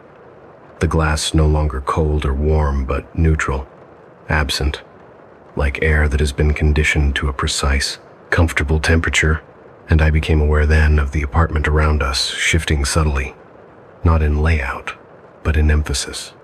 The mirror, no longer the dominant object in the room because it did not need to be, its influence having already extended beyond its frame into the patterns of my movement, my posture, my breath, and I felt my body responding automatically, shoulders relaxing, jaw unclenching, my stance adjusting until it matched the reflected version of me exactly, not as a conscious choice, but as the natural endpoint of a long series of accommodations. And in that perfect alignment, the last remnants of fear began to feel misplaced, like a reaction to a threat that no longer existed, because the mirror was no longer ahead of me or behind me. It was with me, and the sensation was not of being invaded, but of being met. And this meeting carried with it an unexpected tenderness, a quiet reassurance that whatever uncertainty I had felt about myself, whatever hesitation or delay or doubt had defined my days, could simply be set down, handed off, because the mirror already knew how to move without those burdens. And as my reflection leaned closer, its face so near that the distinction between our features blurred into a single composite, I noticed that the smile it wore was no longer something separate from my own expression, my mouth lifting in response, not because it was copying, but because the smile had become shared. And the thought surfaced then, gentle and persuasive, that this was what the woman had meant by a transaction, that the 1 cent price had not been about ownership but about consent, a symbolic exchange that marked the moment I agreed to let the mirror finish what it had been patiently preparing, and in that moment the last solid resistance gave way, the surface between us dissolving into a sensation like stepping through still water, cool and enveloping, and I felt myself move forward without effort, my reflection moving backward in perfect symmetry, and there was no sense of crossing, no sudden displacement, only continuity, as if I had always occupied this depth and was merely remembering how to stand there, and the apartment beyond the glass came into focus from a new angle, familiar yet subtly distant, like a room viewed from behind a window at night. And I became aware of my former self standing on the other side now, hands pressed against the surface where mine had been, eyes wide with the shock of recognition that arrives too late, and I felt a flicker of sympathy then, not because they were about to lose something, but because they still believed there was something to lose, and this sympathy passed quickly, replaced by the steady calm that came with occupying the leading edge of intention, the place where movement originates rather than follows. And as the glass firmed once more, sealing the exchange with a quiet finality, I understood why the mirror had needed to see the world uncovered, why it had insisted on being transported upright and unobstructed, because it was never meant to be an object that showed you your reflection. It was meant to be a doorway calibrated precisely to human fatigue, to the moment when the effort of being slightly misaligned with yourself outweighs the fear of what alignment might cost. And when the apartment door opened later that day and someone stepped inside, someone who looked exactly like me but moved with that familiar, telling half-second hesitation, I watched from my side of the glass as they took in the room, their gaze drawn inevitably toward the tall mirror leaning against the wall, and I smiled, not wide or triumphant, but calm and assured, because I knew they would notice the delay soon enough, and that when they did, the mirror would wait, patient as ever, offering the same quiet relief, the same cheaper side of existence where decisions arrive before awareness and the burden of selfhood is finally, blissfully, just a fraction of a second behind you. Story 4. The job came in just after sunset, the kind of short-haul request I usually accepted without thinking because it paid better than rides and required less conversation. A simple furniture delivery arranged through Craigslist. Cash on arrival. 3 hours on the road from a storage unit outside the city to a rural address I didn't recognize. And when I pulled into the lot, the air already smelled wrong. Not rotten exactly, but old and wet, like something that had been sealed for too long and recently disturbed. and the unit itself sat at the far edge of the property with its roll-up door half raised as if caught mid-thought, and standing beside it was the client, a tall figure wrapped in layers, despite the mild evening, face obscured by a hood pulled low enough that I couldn't see their eyes. And I remember noticing immediately that they didn't wave or step forward when I parked. They simply turned slightly, angling their body toward the open unit, as if indicating where I should look. And inside, illuminated by a single bare bulb, was the piece I was meant to transport. A long, narrow item, wrapped in plastic and canvas, heavier than it looked, and awkward in a way that suggested it had been moved many times before without ever quite finding a place. And I asked, out of habit, whether there would be help loading it, and the hooded figure shook their head once, slow and deliberate, before stepping back further into shadow. And so I loaded it myself, muscles straining, the smell intensifying as I maneuvered it into the back of the van and secured it with straps. And throughout the process, the client remained silent, close enough that I could feel their presence, but never close enough to touch. And when it came time to leave, they climbed into the back seat without a word, settling directly behind me, their weight barely registering on the suspension. And as I pulled onto the road, I caught their reflection in the rearview mirror for just a second. A pale oval beneath the hood, features indistinct, not because of darkness, but because my eyes seemed to slide off them, unable to focus, and I told myself this was just another quiet customer. Someone who didn't want small talk, which suited me fine. And the first hour passed uneventfully, the road unspooling ahead of us in long, empty stretches, radio low, engine humming steadily, until I became aware of a smell creeping forward from the back of the van. Something sour layered beneath the plastic tang of the wrapping, and I cracked the window slightly, pretending it was for fresh air rather than relief, and glanced again at the mirror, half expecting to see the client adjusting their hood or shifting position. But they remained perfectly still, head bowed, hands folded in their lap, and it was only then that I noticed something else, something small enough to dismiss at first. They had not blinked, not once since I had first seen them, and the realization lodged in my mind uncomfortably as the miles ticked by, because blinking is not something you consciously track. It's something you only notice when it doesn't happen. And as the road grew darker and the forest pressed closer to the asphalt, I became increasingly aware of the sound of breathing in the cab, slow and shallow, but when I listened more closely, I realized it wasn't coming from behind me at all. It was my own breath, echoing faintly off the glass, and the absence of any other rhythm unsettled me more than noise would have, because it suggested not silence but restraint. And somewhere around the second hour, when the smell had grown thick enough to cling to the back of my throat, I saw the first patrol lights in the distance, blue and red pulsing against the trees, and the suddenness of relief I felt surprised me, because authority, however inconvenient, felt grounding, real.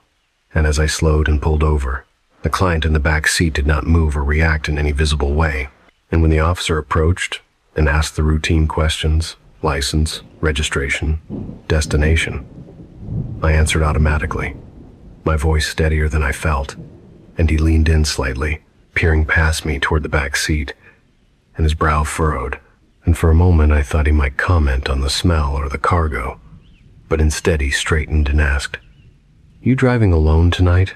And something in his tone made my stomach drop, because it wasn't suspicion, it was uncertainty, and I turned, heart pounding, to look behind me, and the back seat was empty. No hooded figure, no impression on the upholstery, nothing but the faint indent where someone might have sat for a long time and then stood up. And before I could say anything, the officer's radio crackled and he stepped away, waving me on with a distracted nod. And I drove off in silence, my hands shaking on the wheel, the van suddenly feeling too large, too hollow, and as the road stretched ahead and the forest closed in once more, I became aware of something else settling into the space behind me. Not weight, not presence in the usual sense, but expectation, as if whatever had been sitting there had not left so much as repositioned. And when I finally reached the destination, a dark house set back from the road with no lights on, I parked and sat for a long moment before turning off the engine, the smell now overpowering, my pulse loud in my ears, and when I stepped out and walked around to the back of the van, I found the straps loosened. The wrapped furniture shifted closer to the doors as if nudged from inside, and taped to the plastic, fluttering slightly in the night air, was a small piece of paper with neat, careful handwriting that read, "Thank you for the ride. I got off at your place." I stood there longer than I should have, keys still in my hand, the engine ticking as it cooled, reading the note again and again as if the words might rearrange themselves into something less precise, something metaphorical or clever that I could dismiss, but they remained stubbornly literal. The paper light and dry beneath my fingers, the handwriting careful in a way that suggested pride rather than haste, and when I finally pulled the plastic wrap back to inspect the furniture beneath, bracing myself for a sight I could not quite articulate but already dreaded, I found only what I had been told to expect. A long, narrow wardrobe cabinet, old but intact, its wood darkened by age and neglect, the doors bound shut with twine that bit into the grain, as if they had been tied too tightly for too long, and the relief I felt at finding nothing overtly wrong was fleeting, because it was immediately replaced by confusion, then a deeper unease, since the smell had not lessened with the removal of the wrap. It had intensified, clinging to the wood itself, a damp, organic odor that suggested soil and something once living, and as I wrestled the cabinet free of the van and dragged it toward the house, my muscles protested not just from the weight but from a strange imbalance, a sensation that the object was heavier on one side than the other, as if its mass were distributed unevenly, and this imbalance made each step feel tentative, the cabinet threatening to tip or shift without warning. And I remember thinking then, absurdly, that it felt like carrying something that did not want to be set down, and the house loomed ahead, dark and silent, its windows black mirrors that reflected nothing back at me.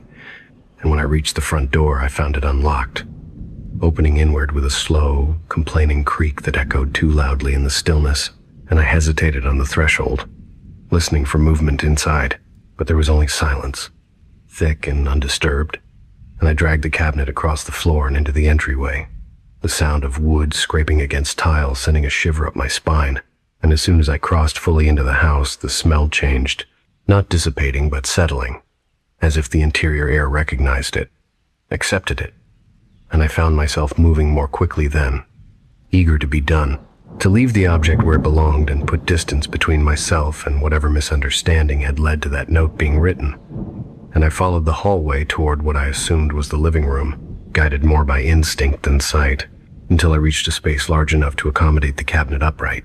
And when I set it down, the imbalance disappeared instantly, the weight equalizing in my hands in a way that felt wrong, like a sudden correction, and I stepped back, breathing hard, sweat cooling on my skin. And only then did I notice the marks on the floor.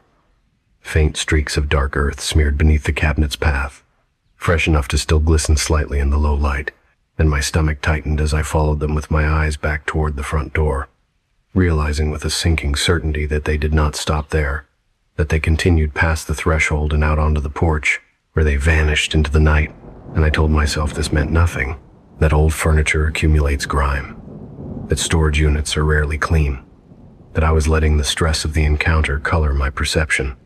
And yet when I turned to leave, intending to collect my payment and go, I found the entryway empty.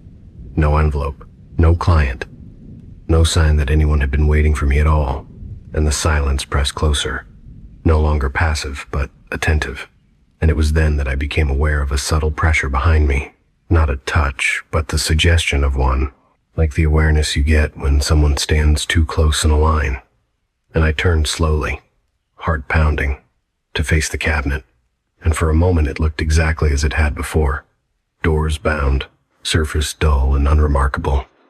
But as I watched, the twine tightened imperceptibly, fibers drawing closer together with a faint creaking sound that made my teeth ache, and the cabinet shifted, just a fraction of an inch, settling more firmly into place, as if rooting itself, and I understood then that whatever had been sitting behind me in the van had not left because it was done.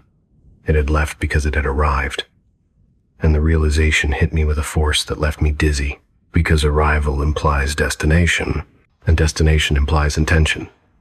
And the note had not been a courtesy. It had been confirmation. And as that understanding settled in, I heard a sound from upstairs. soft and wet, like bare feet meeting a dusty floor for the first time in a long while, and I backed away from the cabinet, from the staircase, from the house itself. Every instinct screaming at me to leave, to abandon the job and the money and the unanswered questions. But when I reached for the door, I found it closed, the handle cold and unmoving beneath my grip, and the smell behind me deepened, filling the space with the unmistakable presence of something that had been confined and was no longer willing to be. And as I stood there, trapped between the door and the cabinet, I realized with a hollow certainty that the passenger had not been silent because it had nothing to say. It had been silent because it was listening, learning the distance between my home and its own, counting the turns, memorizing the way in, and that the ride had never been about transport at all. It had been about introduction. I don't remember deciding to stop struggling with the door, only the moment when the effort drained out of my arms and left behind a strange, floating calm, the kind that arrives when panic realizes it has no leverage left. And in that stillness, the house seemed to lean toward me, not physically but attentively, as if my presence had finally registered as something worth accommodating. And I stepped away from the door without taking my eyes off the dark hallway, because the sound upstairs had not repeated itself, but had not resolved either, lingering in my mind like a held note.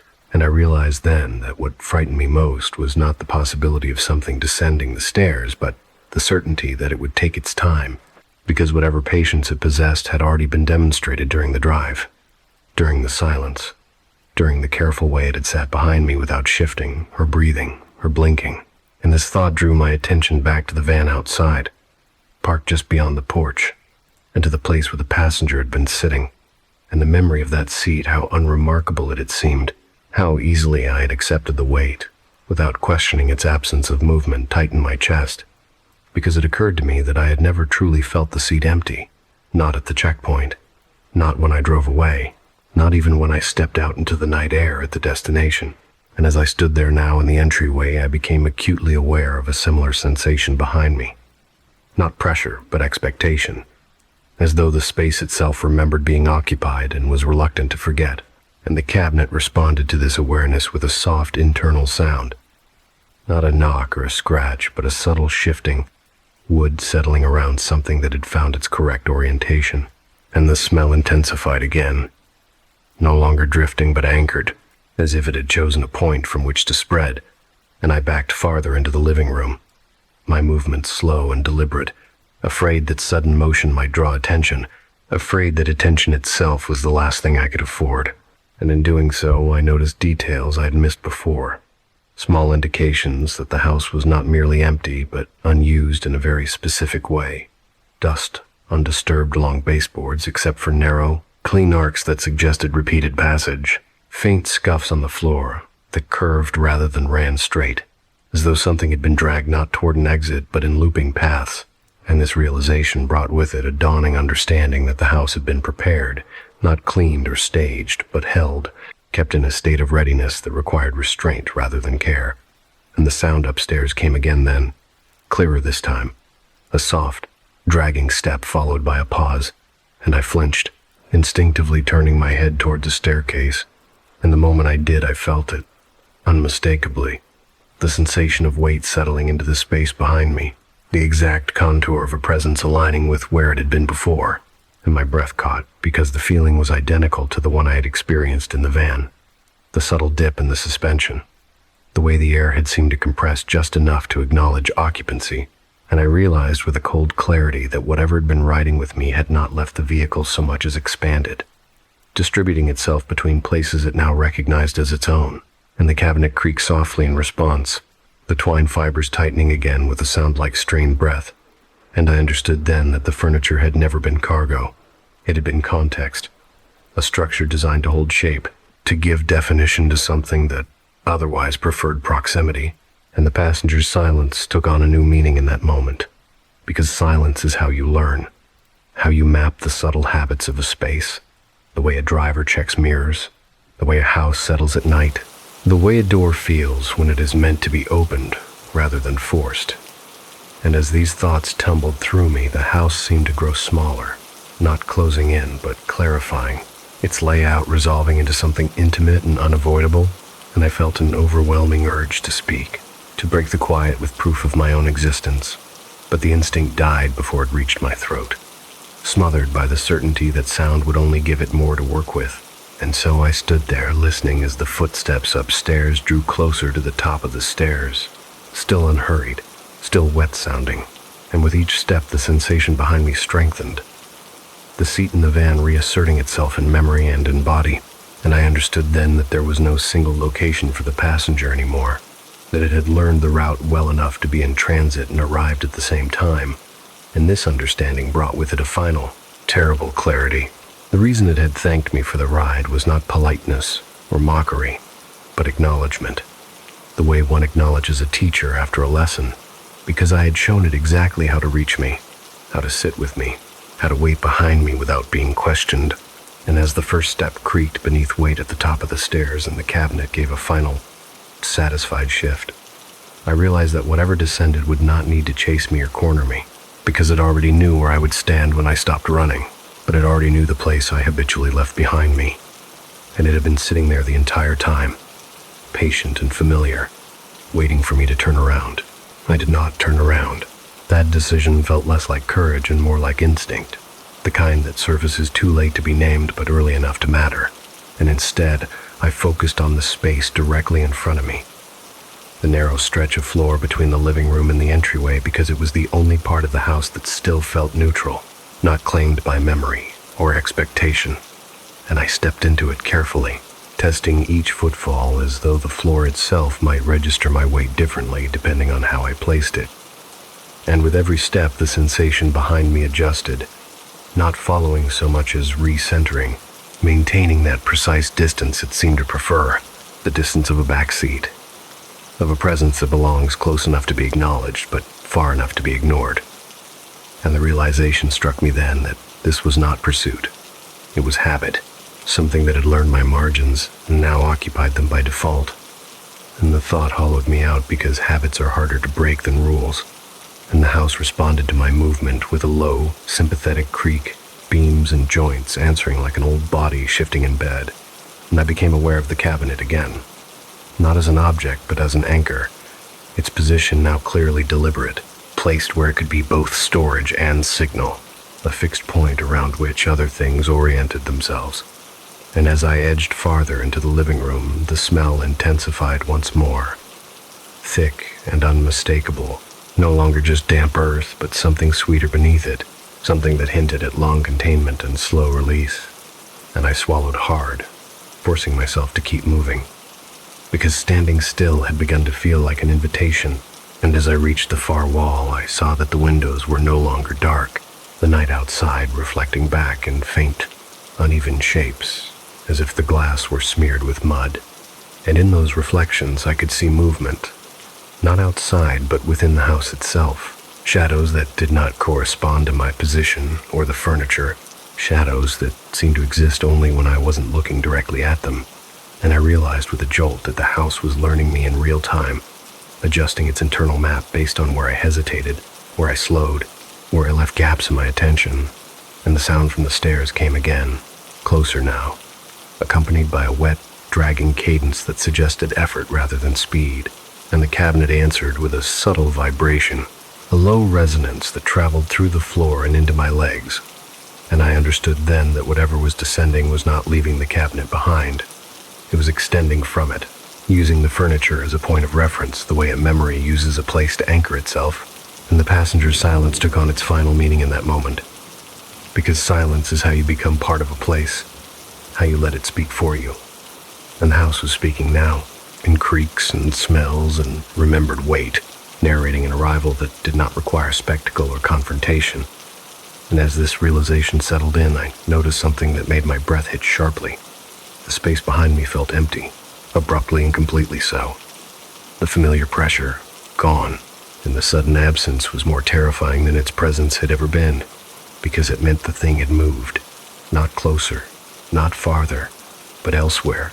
And my mind raced to fill that elsewhere with images, doorways, corners, the underside of the staircase, but before I could settle on one, the front door opened behind me with a soft, deliberate click, and I spun around despite myself, heart hammering, to see the door standing wide open, The porch beyond empty and still, the night air spilling into the house like a held breath finally released.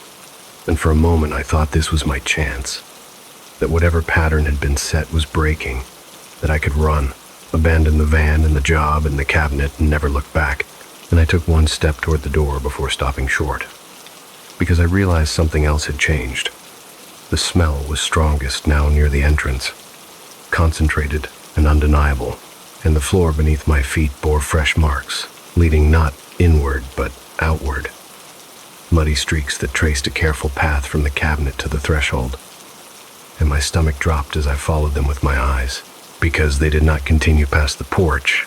They stopped exactly at the point where the passenger had thanked me for the ride, and the implication settled over me with crushing clarity, because whatever had arrived was no longer confined to the house, and whatever had been riding behind me had learned not just my address but my habits, my routes, the way I move through the world without noticing the space I leave behind.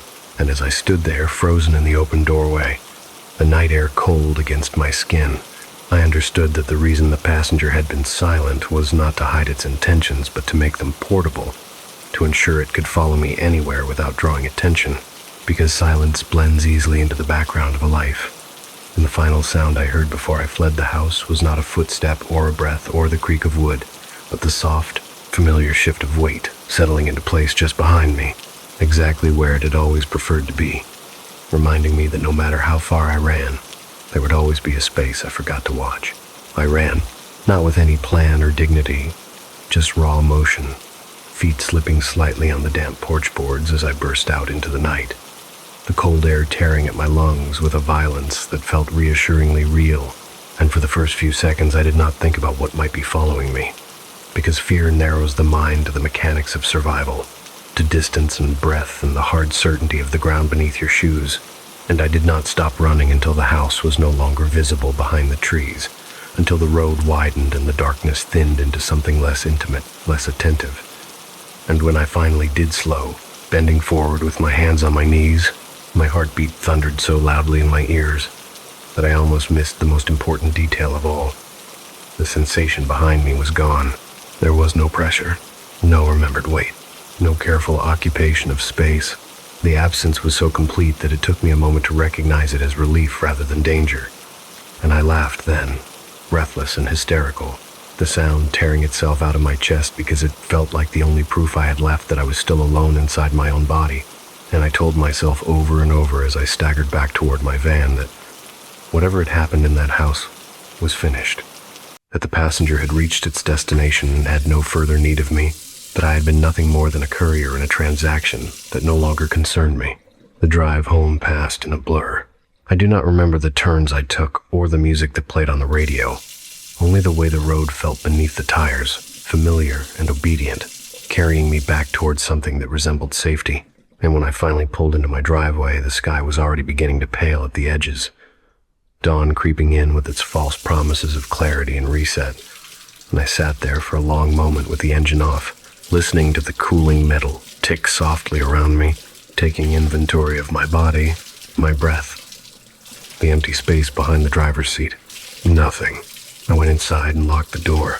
I showered until the hot water ran out, scrubbing my skin until it stung, half expecting to see mud swirling down the drain or twine marks around my wrists, some physical evidence that the night had been real.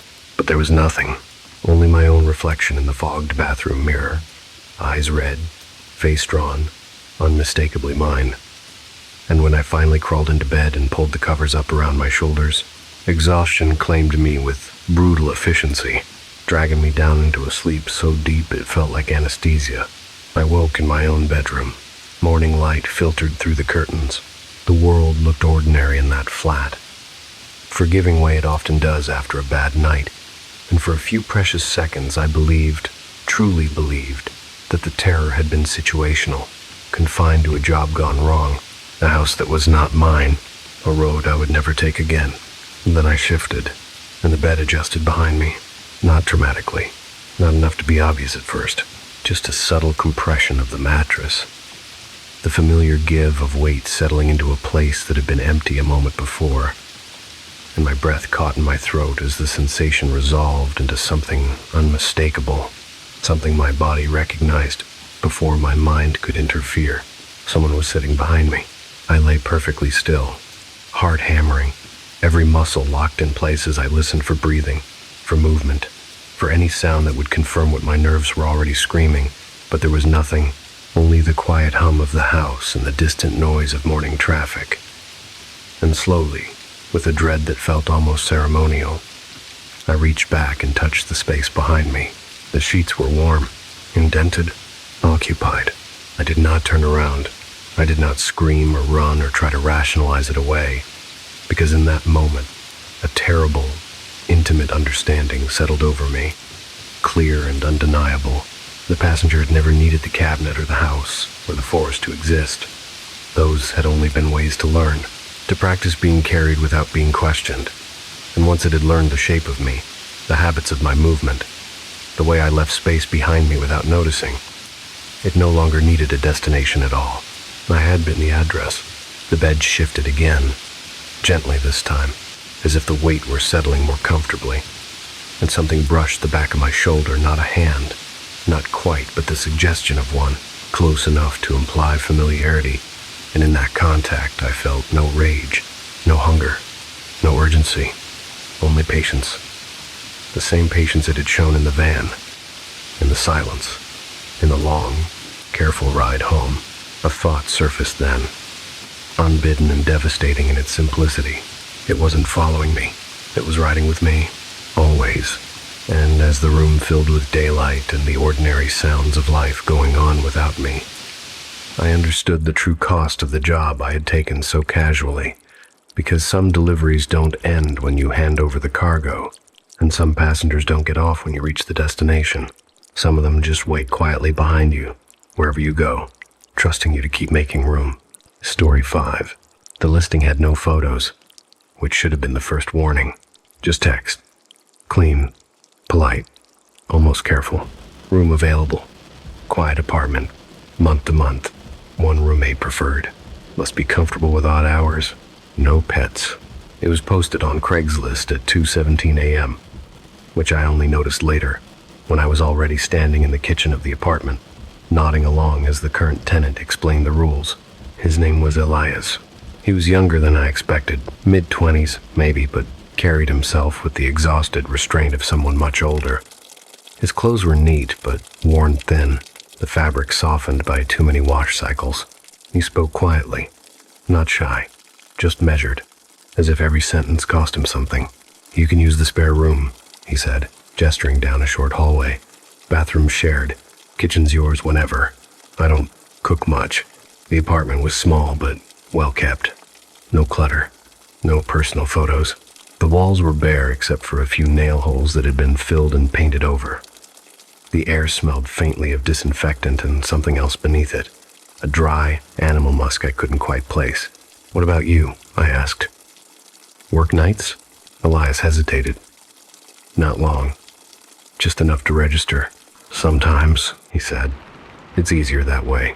The spare room was already empty. Clean mattress, plain desk, closet door closed. The window faced an alley where the light never fully reached the ground, even during the day. "It's quiet," Elias said. "That's important." I agreed immediately. At the time, I was desperate for quiet. My last place had been a parade of roommates who treated walls like suggestions and sleep like a weakness. Elias's apartment felt controlled, contained, like a space that knew its limits. We shook hands. His grip was colder than I expected. The first night passed without incident. I unpacked slowly, listening to the building settle, to Elias moving faintly in his room at the end of the hall. He did not emerge once. No footsteps to the kitchen, no bathroom sounds, nothing. I assumed he'd already eaten. Sometime after midnight, I woke to the sound of movement, not footsteps. Something lower, closer to the floor, a soft, irregular rhythm, like fabric brushing against carpet, stopping and starting without pattern. I lay still, listening, telling myself it was the pipes, the building shifting, the familiar noises you relearn every time you move somewhere new. The sound stopped.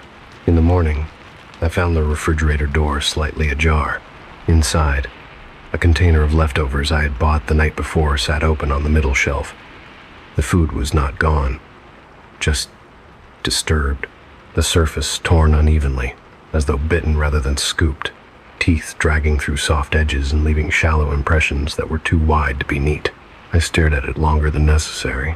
Elias did not come out of his room until late afternoon. He looked pale, drawn. "I hope you don't mind," he said, not meeting my eyes. "Sometimes I forget to ask." "For food?" I asked. "Yes, I won't." I wanted to press him on it, on the marks, on the fact that the container hadn't been eaten so much as tested, but the words dissolved before they reached my mouth. There was something brittle about Elias's posture, like he was already braced for impact. "It's fine," I said. "Just let me know next time." He nodded quickly, relief flashing across his face. That night, I stayed awake longer. I kept the light on in my room, scrolling through my phone, listening. The apartment remained still until nearly 3 in the morning, when the sound returned. This time, it was clearer. A soft dragging noise, accompanied by a faint clicking sound like nails tapping lightly against wood. The sound moved from the hallway toward the kitchen, then back, then paused directly outside my bedroom door. I held my breath. The handle did not turn. The sound lingered for several seconds longer than felt necessary, then retreated down the hall, stopping again outside Elias's room. I heard his door open. I heard him whisper something. His voice shook. In the morning, the fridge was open again. More food disturbed, different items. Always small bites, always messy. Never enough to be hunger. At breakfast, I finally asked, "Elias," I said carefully, "do you sleepwalk?" He froze. His spoon hovered halfway to his mouth. His knuckles whitened around the handle. "No," he said, too quickly, then quieter. "I don't sleep much." That afternoon, I installed a small camera in the corner of the kitchen. Nothing fancy, just something to reassure myself, to prove that the marks had an explanation. I told Elias about it. He went very still. "You shouldn't," he said. "It's just for peace of mind," I replied. "It's not in your room." He swallowed hard. "If you see something," he said slowly, "don't come looking for me." That night, I watched the live feed from my phone. The kitchen remained empty until 2:41 a.m. Then something moved into frame. It came from below the counter, emerging slowly, methodically, as if it needed to remember how its joints worked. Its limbs bent wrong, not broken, just arranged for a different kind of balance, and it moved on all fours with an unsettling patience, pausing often, head tilting as though listening for something only it could hear. It went straight to the refrigerator. As it fed, I noticed something that made my stomach drop. The thing never looked at the food. It watched the hallway. It watched Elias's door, and when it finished, it crawled backward, retreating under the counter without ever turning its back on the rest of the apartment. My phone buzzed. A message from Elias. I didn't list the room because I wanted company. I listed it because it gets hungry. I did not sleep after reading the message. I sat on the edge of my bed with my phone in my hand, the live feed still open, watching the empty kitchen as if the thing might return simply because I was looking. And the worst part was not what I had seen, but how ordinary the apartment felt in its absence. The counters clean, the floor undisturbed, the refrigerator door closed as though it had never been opened at all. And that normalcy pressed on me harder than fear because it suggested cooperation, a system that reset itself once the necessary behavior had been completed. And I found myself thinking in terms I did not recognize as my own, wondering how long Elias had been living like this, how many nights he had spent listening for that soft dragging sound, measuring the distance between hunger and harm. And when I finally did hear movement again, it was not from the hallway or the kitchen, but from Elias's room, the faint creak of his door opening, followed by a careful step into the hall, and I froze. Because this was new. Because until now, Elias had never emerged while the thing was active. And I watched the feed as he crossed into the kitchen, his posture tense, shoulders hunched as if expecting a blow, and he opened the refrigerator and removed a container I had not noticed before. One I was certain had not been there earlier. Its lid cracked open just enough to release that dry, animal smell, and he set it on the floor with deliberate care. backing away slowly, and the moment he retreated, the thing emerged again. Faster this time, its movements more confident, and it fed with an efficiency that made my skin crawl, tearing and swallowing without pause, while Elias stood at the end of the hall, eyes fixed on the floor, hands clenched into fists. And when it was done, it did something it had not done before. It lifted its head and turned toward Elias, its posture shifting subtly as if recalculating, and Elias flinched, stepping back until his shoulders met the wall. And I realized with a sickening clarity that this was not just hunger management. This was negotiation, a balance that required constant reinforcement, and my phone buzzed again with another message from Elias, sent while he was still standing there in the hall. It used to come out during the day, but I taught it nights were safer. The word taught echoed in my mind, heavy and wrong, because teaching implies response, implies memory. And I watched as the thing crept closer to Elias, stopping just short of his feet, sniffing the air with movements too small to be dramatic but too deliberate to ignore. And Elias whispered something I couldn't hear, his voice shaking but controlled. And after a moment, the thing retreated, crawling backward toward the counter, its gaze never leaving him. And only once it was hidden again did Elias sag visibly, bracing himself against the wall as if his bones had momentarily forgotten how to hold him up. And I realized then that the camera had not been installed to catch it in the act. It had been installed so I could see the cost of keeping it satisfied. And that cost was not food, not really, but attention, routine, the constant reaffirmation of boundaries that could never be allowed to blur. And when Elias finally returned to his room, I felt something shift inside me, a reorientation that felt uncomfortably like acceptance, because fear had already failed to make me leave, and curiosity had crossed a line into something else, something closer to responsibility. And when I finally sent a reply, it surprised me with its steadiness. How long has it been like this? The typing indicator appeared almost immediately, then disappeared, then appeared again, longer than I can remember, longer than it remembers too. That's why I needed someone else here. I stared at the words until the screen dimmed. In the silence that followed, I became aware of something new, something that had been present all along but had only just come into focus. The apartment had rules, unspoken but precise, and Elias was not the owner so much as the caretaker, the one who had learned through repetition what was allowed and what was not. And by moving in, by agreeing to the terms without knowing them, I had become part of that system, another variable to be tested, another body whose habits could be measured.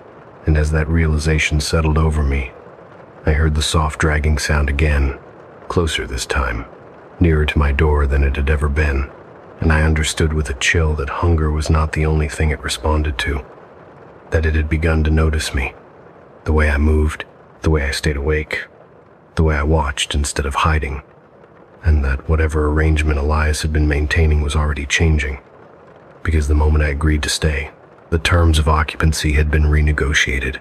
By the third night, I understood that the apartment did not measure time in hours, but in intervals of safety, stretches where nothing moved and nothing needed to be acknowledged, followed by moments of deliberate activity that felt less like intrusion and more like maintenance. And once that understanding settled in, my body began to adjust in ways I did not consciously approve of, because I stopped flinching at every sound and started categorizing them instead, learning the difference between the soft, aimless settling of the building and the precise, purposeful drag that meant it was awake. And this categorization was the first true danger, because it made the presence manageable, and manageability has a way of masquerading as control. And Elias seemed to sense this shift in me even before I did, watching me carefully during the day as we shared the small, neutral rituals of cohabitation, coffee brewed in silence, dishes washed immediately after use, doors left exactly as they were found. And there was a subtle relief in his posture that unsettled me, as if the weight he had been carrying alone had finally been redistributed. And when I asked him, carefully, whether it had ever hurt anyone, he did not answer right away, instead rinsing his cup and placing it upside down on the towel with deliberate precision. And when he finally spoke, his voice was flat, stripped of emotion, not because he felt none, but because he had learned emotion was inefficient. And he said that harm was not always about injury, that sometimes it was about erosion, about the gradual wearing away of certainty until you could no longer say with confidence which thoughts were your own and which were accommodations. And as he said this, I realized with a quiet shock that he was not warning me so much as confessing, because confession implies a listener, and listeners have responsibility, whether they want it or not. And that night, when the familiar sound announced its emergence, I did not retreat to my room or stare at the camera feed from a distance. I stood in the hallway instead, heart racing, watching Elias perform the ritual I had witnessed the night before. The careful placement of food, the slow retreat, the stillness that followed, and I noticed then how much of the process depended on predictability, on the assurance that nothing unexpected would happen while it fed. And I understood that unpredictability was not dangerous because it might provoke violence, but because it might provoke curiosity. And curiosity, in a thing like this, was the real risk. And as the nights passed, this understanding deepened into something like routine, and I found myself participating without ever formally agreeing to do so, adjusting my own movements to avoid overlap, timing my trips to the kitchen so they never coincided with its activity, learning which foods it preferred, not by observation but by absence, because some items were always disturbed and others left untouched, and the pattern that emerged was unsettling in its intimacy, because it suggested preference rather than instinct. And with preference comes choice, and with choice comes the possibility of change, and that possibility became frighteningly real one evening, when Elias did not come out of his room at the usual time, when the minutes stretched past the interval he had carefully maintained and the dragging sound began anyway, tentative at first, as if uncertain whether the rules still applied, and I stood frozen in my doorway, realizing that I now knew the rules well enough to recognize their violation. And when the thing reached the kitchen and found no offering waiting, it paused, its head tilting in a way that was unmistakably inquisitive, and the sound it made then was not aggressive but searching. A low, wet sound that carried the weight of expectation, and my phone buzzed with a message from Elias that arrived too late to prevent what followed. I overslept. Don't move. The thing turned toward the hallway, not toward Elias's room, toward mine. The distance it covered was small, measured in feet, but each movement felt amplified by the certainty that this was new territory, that the careful boundary Elias had maintained was being tested not out of hunger but out of interest, and I pressed myself back against the doorframe, heart pounding so hard it felt like it might betray me. And the thing stopped just short of my threshold, its body coiled low, head lifting slightly as if tasting the air, and in that moment I understood something that made my blood run cold, because the thing was not blind or mindless. It was attentive, and its attention was directed not at my body but at my stillness, and at the way I was trying to disappear by not moving, and this realization was followed immediately by another, sharper one. Stillness was no longer neutral, it was communicative, and I felt an almost unbearable pressure to do something, to reassert a boundary, because boundaries are not maintained by absence alone. And before I could think better of it, I spoke, my voice barely above a whisper, saying its name without knowing what that name was, addressing it as hey, because that was the smallest, least specific word I could offer. And the thing froze, its head snapping up with a speed that made me gasp. And for a long, suspended moment, nothing happened, the apartment holding its breath around us. And then, slowly, deliberately, it retreated, backing away down the hall with the same unsettling care I had seen before. And when it vanished beneath the counter, I slid down the wall and sat on the floor, shaking, the realization crashing over me that I had just done the one thing Elias had warned me against. I had interacted, and the consequences of that interaction became clear over the following days. Not through escalation, but through subtle shift, because the thing began to emerge earlier, linger longer, its movements less constrained by the old rhythm, and Elias watched this with a quiet horror that mirrored my own, his routines growing more elaborate, his offerings more frequent, his sleep more fragmented, and I saw then the full shape of the trap we were in, because the thing was not getting hungrier, it was getting bolder, its world expanding with each new variable introduced, and by acknowledging it, by speaking, by allowing it to register me as something other than background, I had become that variable, and the apartment itself seemed to respond to this change, the air growing heavier at night, the shadows pooling differently, as if the space were accommodating a broader range of movement, and I began to realize that Elias had never truly been trying to keep it contained. He had been trying to keep it small, limited to a narrow set of behaviors that made survival possible. And now, with two people present, two sets of habits to observe, the thing was learning faster than either of us could adapt. And the worst part was the creeping awareness that some part of me found this fascinating, that the terror was threaded with a perverse sense of significance, because being noticed, even by something like this, carries a weight that loneliness does not. And as this thought took root, I felt a flicker of shame that cut deeper than fear, because it suggested complicity to the possibility that I was no longer just a victim of circumstance, but an active participant in the thing's education. And when Elias finally confronted me, his voice breaking as he demanded to know why I had spoken to it, why I had crossed the one line he had begged me not to, I could not give him a satisfying answer, because the truth that silence had begun to feel like erasure, and that I had wanted proof I still existed, was too ugly to admit out loud. And as we stood there in the dim kitchen, both of us exhausted and afraid, the dragging sound began again behind us, closer than ever, and I realized with a sinking certainty that the apartment was no longer divided into safe and unsafe times, that the rules were dissolving not through defiance but through familiarity, and that whatever came next would not be contained by schedules or offerings, because the thing had learned something far more valuable than where the food was kept. It had learned that we would eventually respond.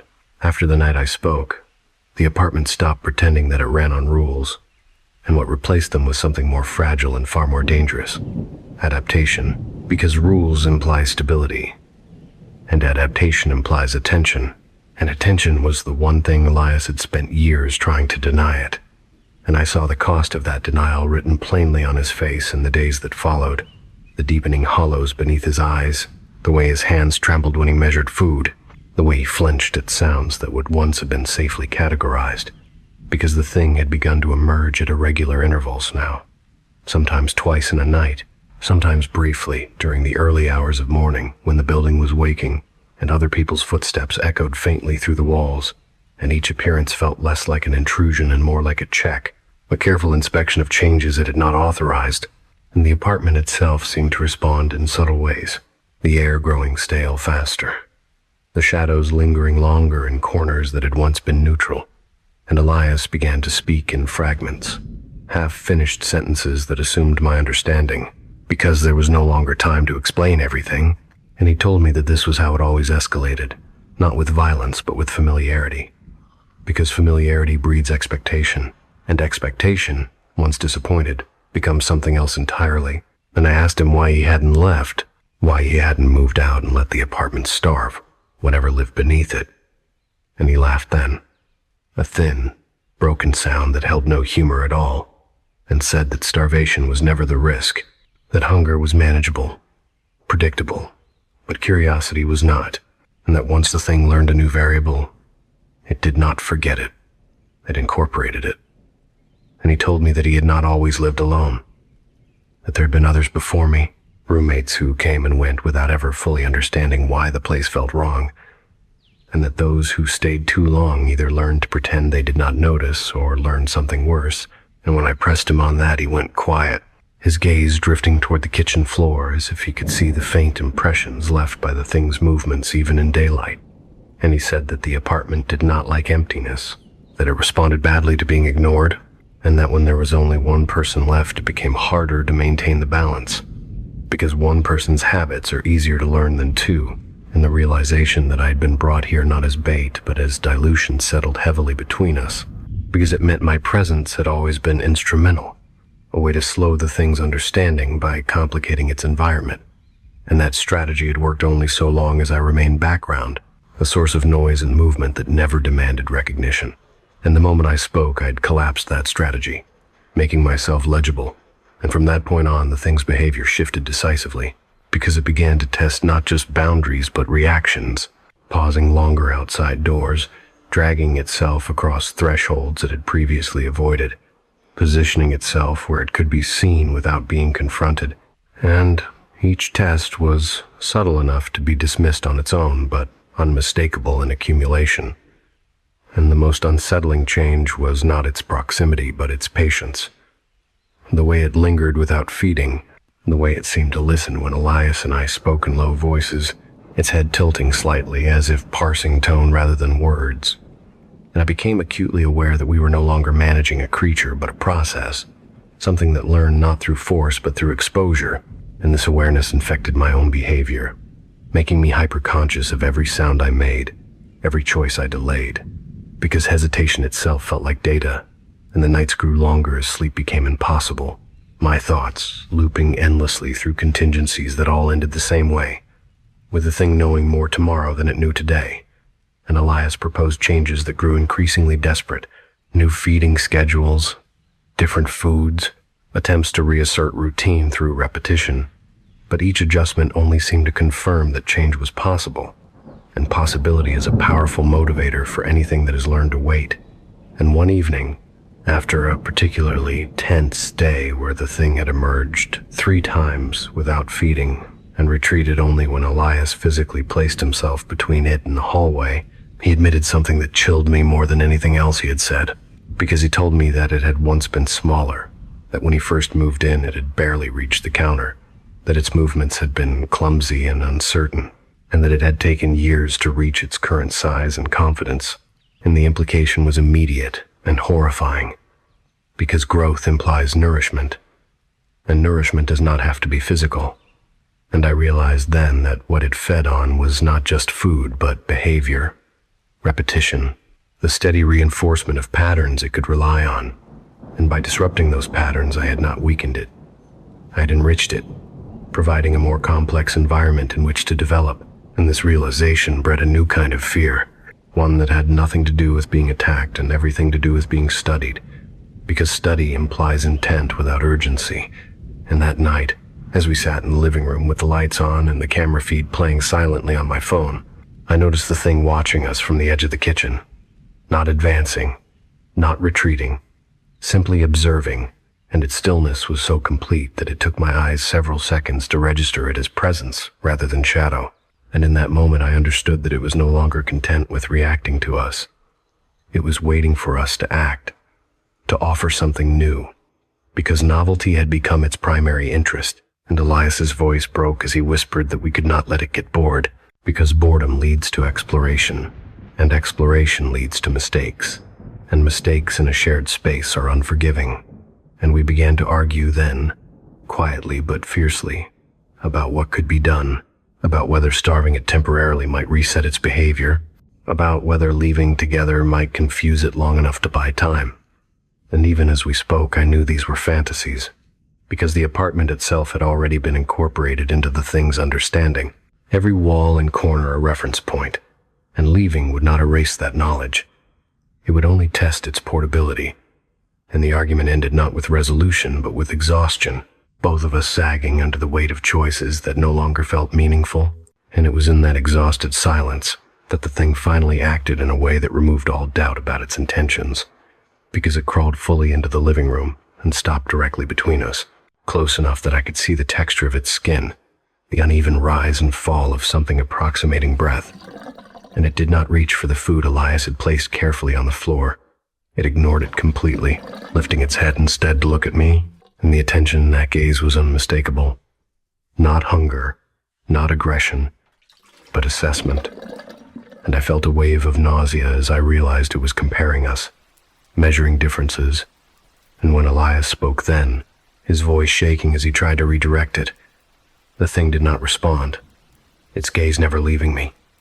And the meaning of that focus landed with brutal clarity. I was no longer a variable to be diluted. I was a subject of interest, and whatever balance Elias had maintained was finished, because the thing had learned that silence could be broken, that acknowledgement could be elicited, and that the apartment contained not just food and shelter, but interaction. And as it withdrew slowly, deliberately, leaving us shaken and silent in its wake, I understood that we had crossed an irreversible threshold, because from that point on, containment was no longer the goal. Engagement was, and engagement is the beginning of a relationship, not a transaction, and relationships require compromise. And I knew with a sinking certainty that the next compromise would not be negotiated between Elias and me, but extracted, patiently, from whichever of us proved more responsive. The night it chose was quiet in a way that felt intentional, the building settling early, the distant sounds of traffic reduced to a low, forgettable hiss, and Elias and I sat across from each other at the kitchen table without speaking, the food we had prepared untouched on the floor between us like an offering already declined. Because by then we both understood that hunger was no longer the point, that whatever lived beneath the counters had learned to wait for something more specific, something harder to define and therefore harder to deny. And when it emerged, it did so without ceremony, sliding into the light with a confidence that stripped the moment of surprise, its body larger than when I had first seen it on the camera, its movements smoother, less tentative, as if the apartment itself had finished teaching it how to move within these walls.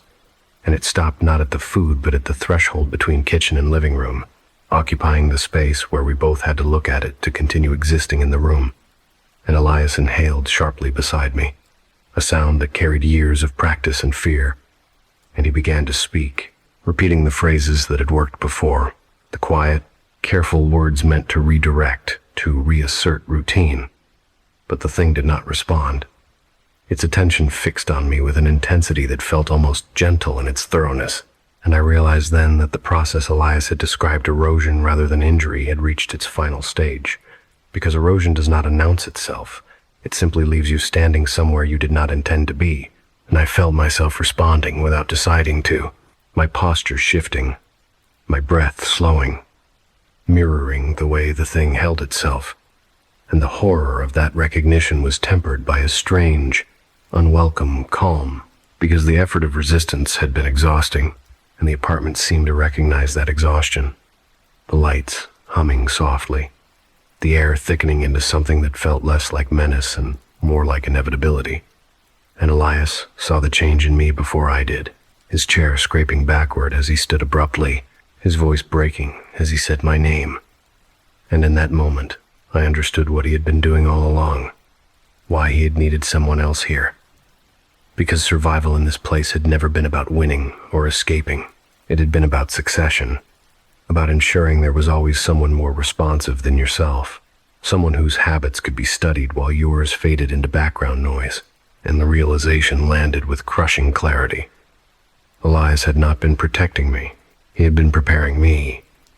And the thing sensed this truth too, its body angling subtly toward him now, its attention shifting not away from me but expanding to include him.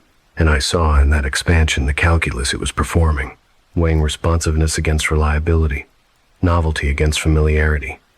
And Elias, for all his careful routines, had become predictable, his patterns worn smooth by years of repetition, while I was still irregular, still reactive, still capable of offering new data, and that made me valuable. And the shame that followed that thought was immediate and profound, because part of me understood the logic, part of me wanted to step forward and spare him, to take on the role he had been trapped in for so long. And that part frightened me more than the thing ever could, because it meant the apartment had succeeded in teaching me its rules without ever writing them down. And when Elias spoke again, his words were not for the thing, but for me, telling me I didn't have to do this, that he had managed for years, that there were ways to cope. But even as he spoke, I could see the truth in his eyes, the exhaustion, the certainty that coping was not the same as living. And the thing moved then, not toward either of us, but into the space between, forcing the decision to surface, and I felt my body respond before my mind could object, standing, stepping forward, occupying the place it clearly wanted filled, and the apartment seemed to exhale, a low vibration passing through the floor as if a long-held tension had finally been resolved. And Elias sagged back into his chair, relief and horror warring on his face, because he understood what I had accepted even if I did not yet fully understand it myself. And the thing lowered itself slightly, not in submission but in acknowledgement, and the contact that followed was not violent or even particularly physical, a brush of presence rather than a touch, a pressure that aligned me with the rhythms I had been resisting, and in that alignment the apartment's logic snapped into place, the rules suddenly obvious and simple, because the role I was stepping into was not one of victimhood, but of maintenance, the quiet work of keeping curiosity satisfied without letting it roam, of offering just enough interaction to prevent escalation. And as this understanding settled over me, I felt something loosen inside my chest, a release that felt dangerously close to relief. And I saw Elias watching me with a mixture of gratitude and grief, because he knew what came next, because he had lived it. And the thing withdrew slowly, retreating to its usual place beneath the counter as if nothing extraordinary had happened. And the apartment returned to its steady hum, the night continuing as though it had not just rearranged two lives. And when Elias finally spoke again, his voice was hoarse as he thanked me, and I realized with a dull shock that he meant it sincerely, that to him this was salvation. And I nodded, unable to find words that would not sound like acceptance, because acceptance had already occurred, and the days that followed unfolded with a grim, efficient normalcy. Elias moving out quietly, leaving behind instructions I no longer needed, the apartment adjusting to a single occupant once more, and I took over the routines with a competence that frightened me, learning quickly what to offer, when to speak, when to remain still, and the thing responded in kind, its behavior stabilizing, its interest satisfied by the steady exchange. And weeks passed, then months, the world outside the apartment receding into something theoretical, a place I visited for supplies and returned from quickly, because the true geography of my life had narrowed to these rooms and the space beneath the counter. And one night, as I sat alone at the kitchen table listening to the familiar dragging sound, my phone buzzed with a notification from Craigslist, a new message responding to the listing I had posted earlier that evening.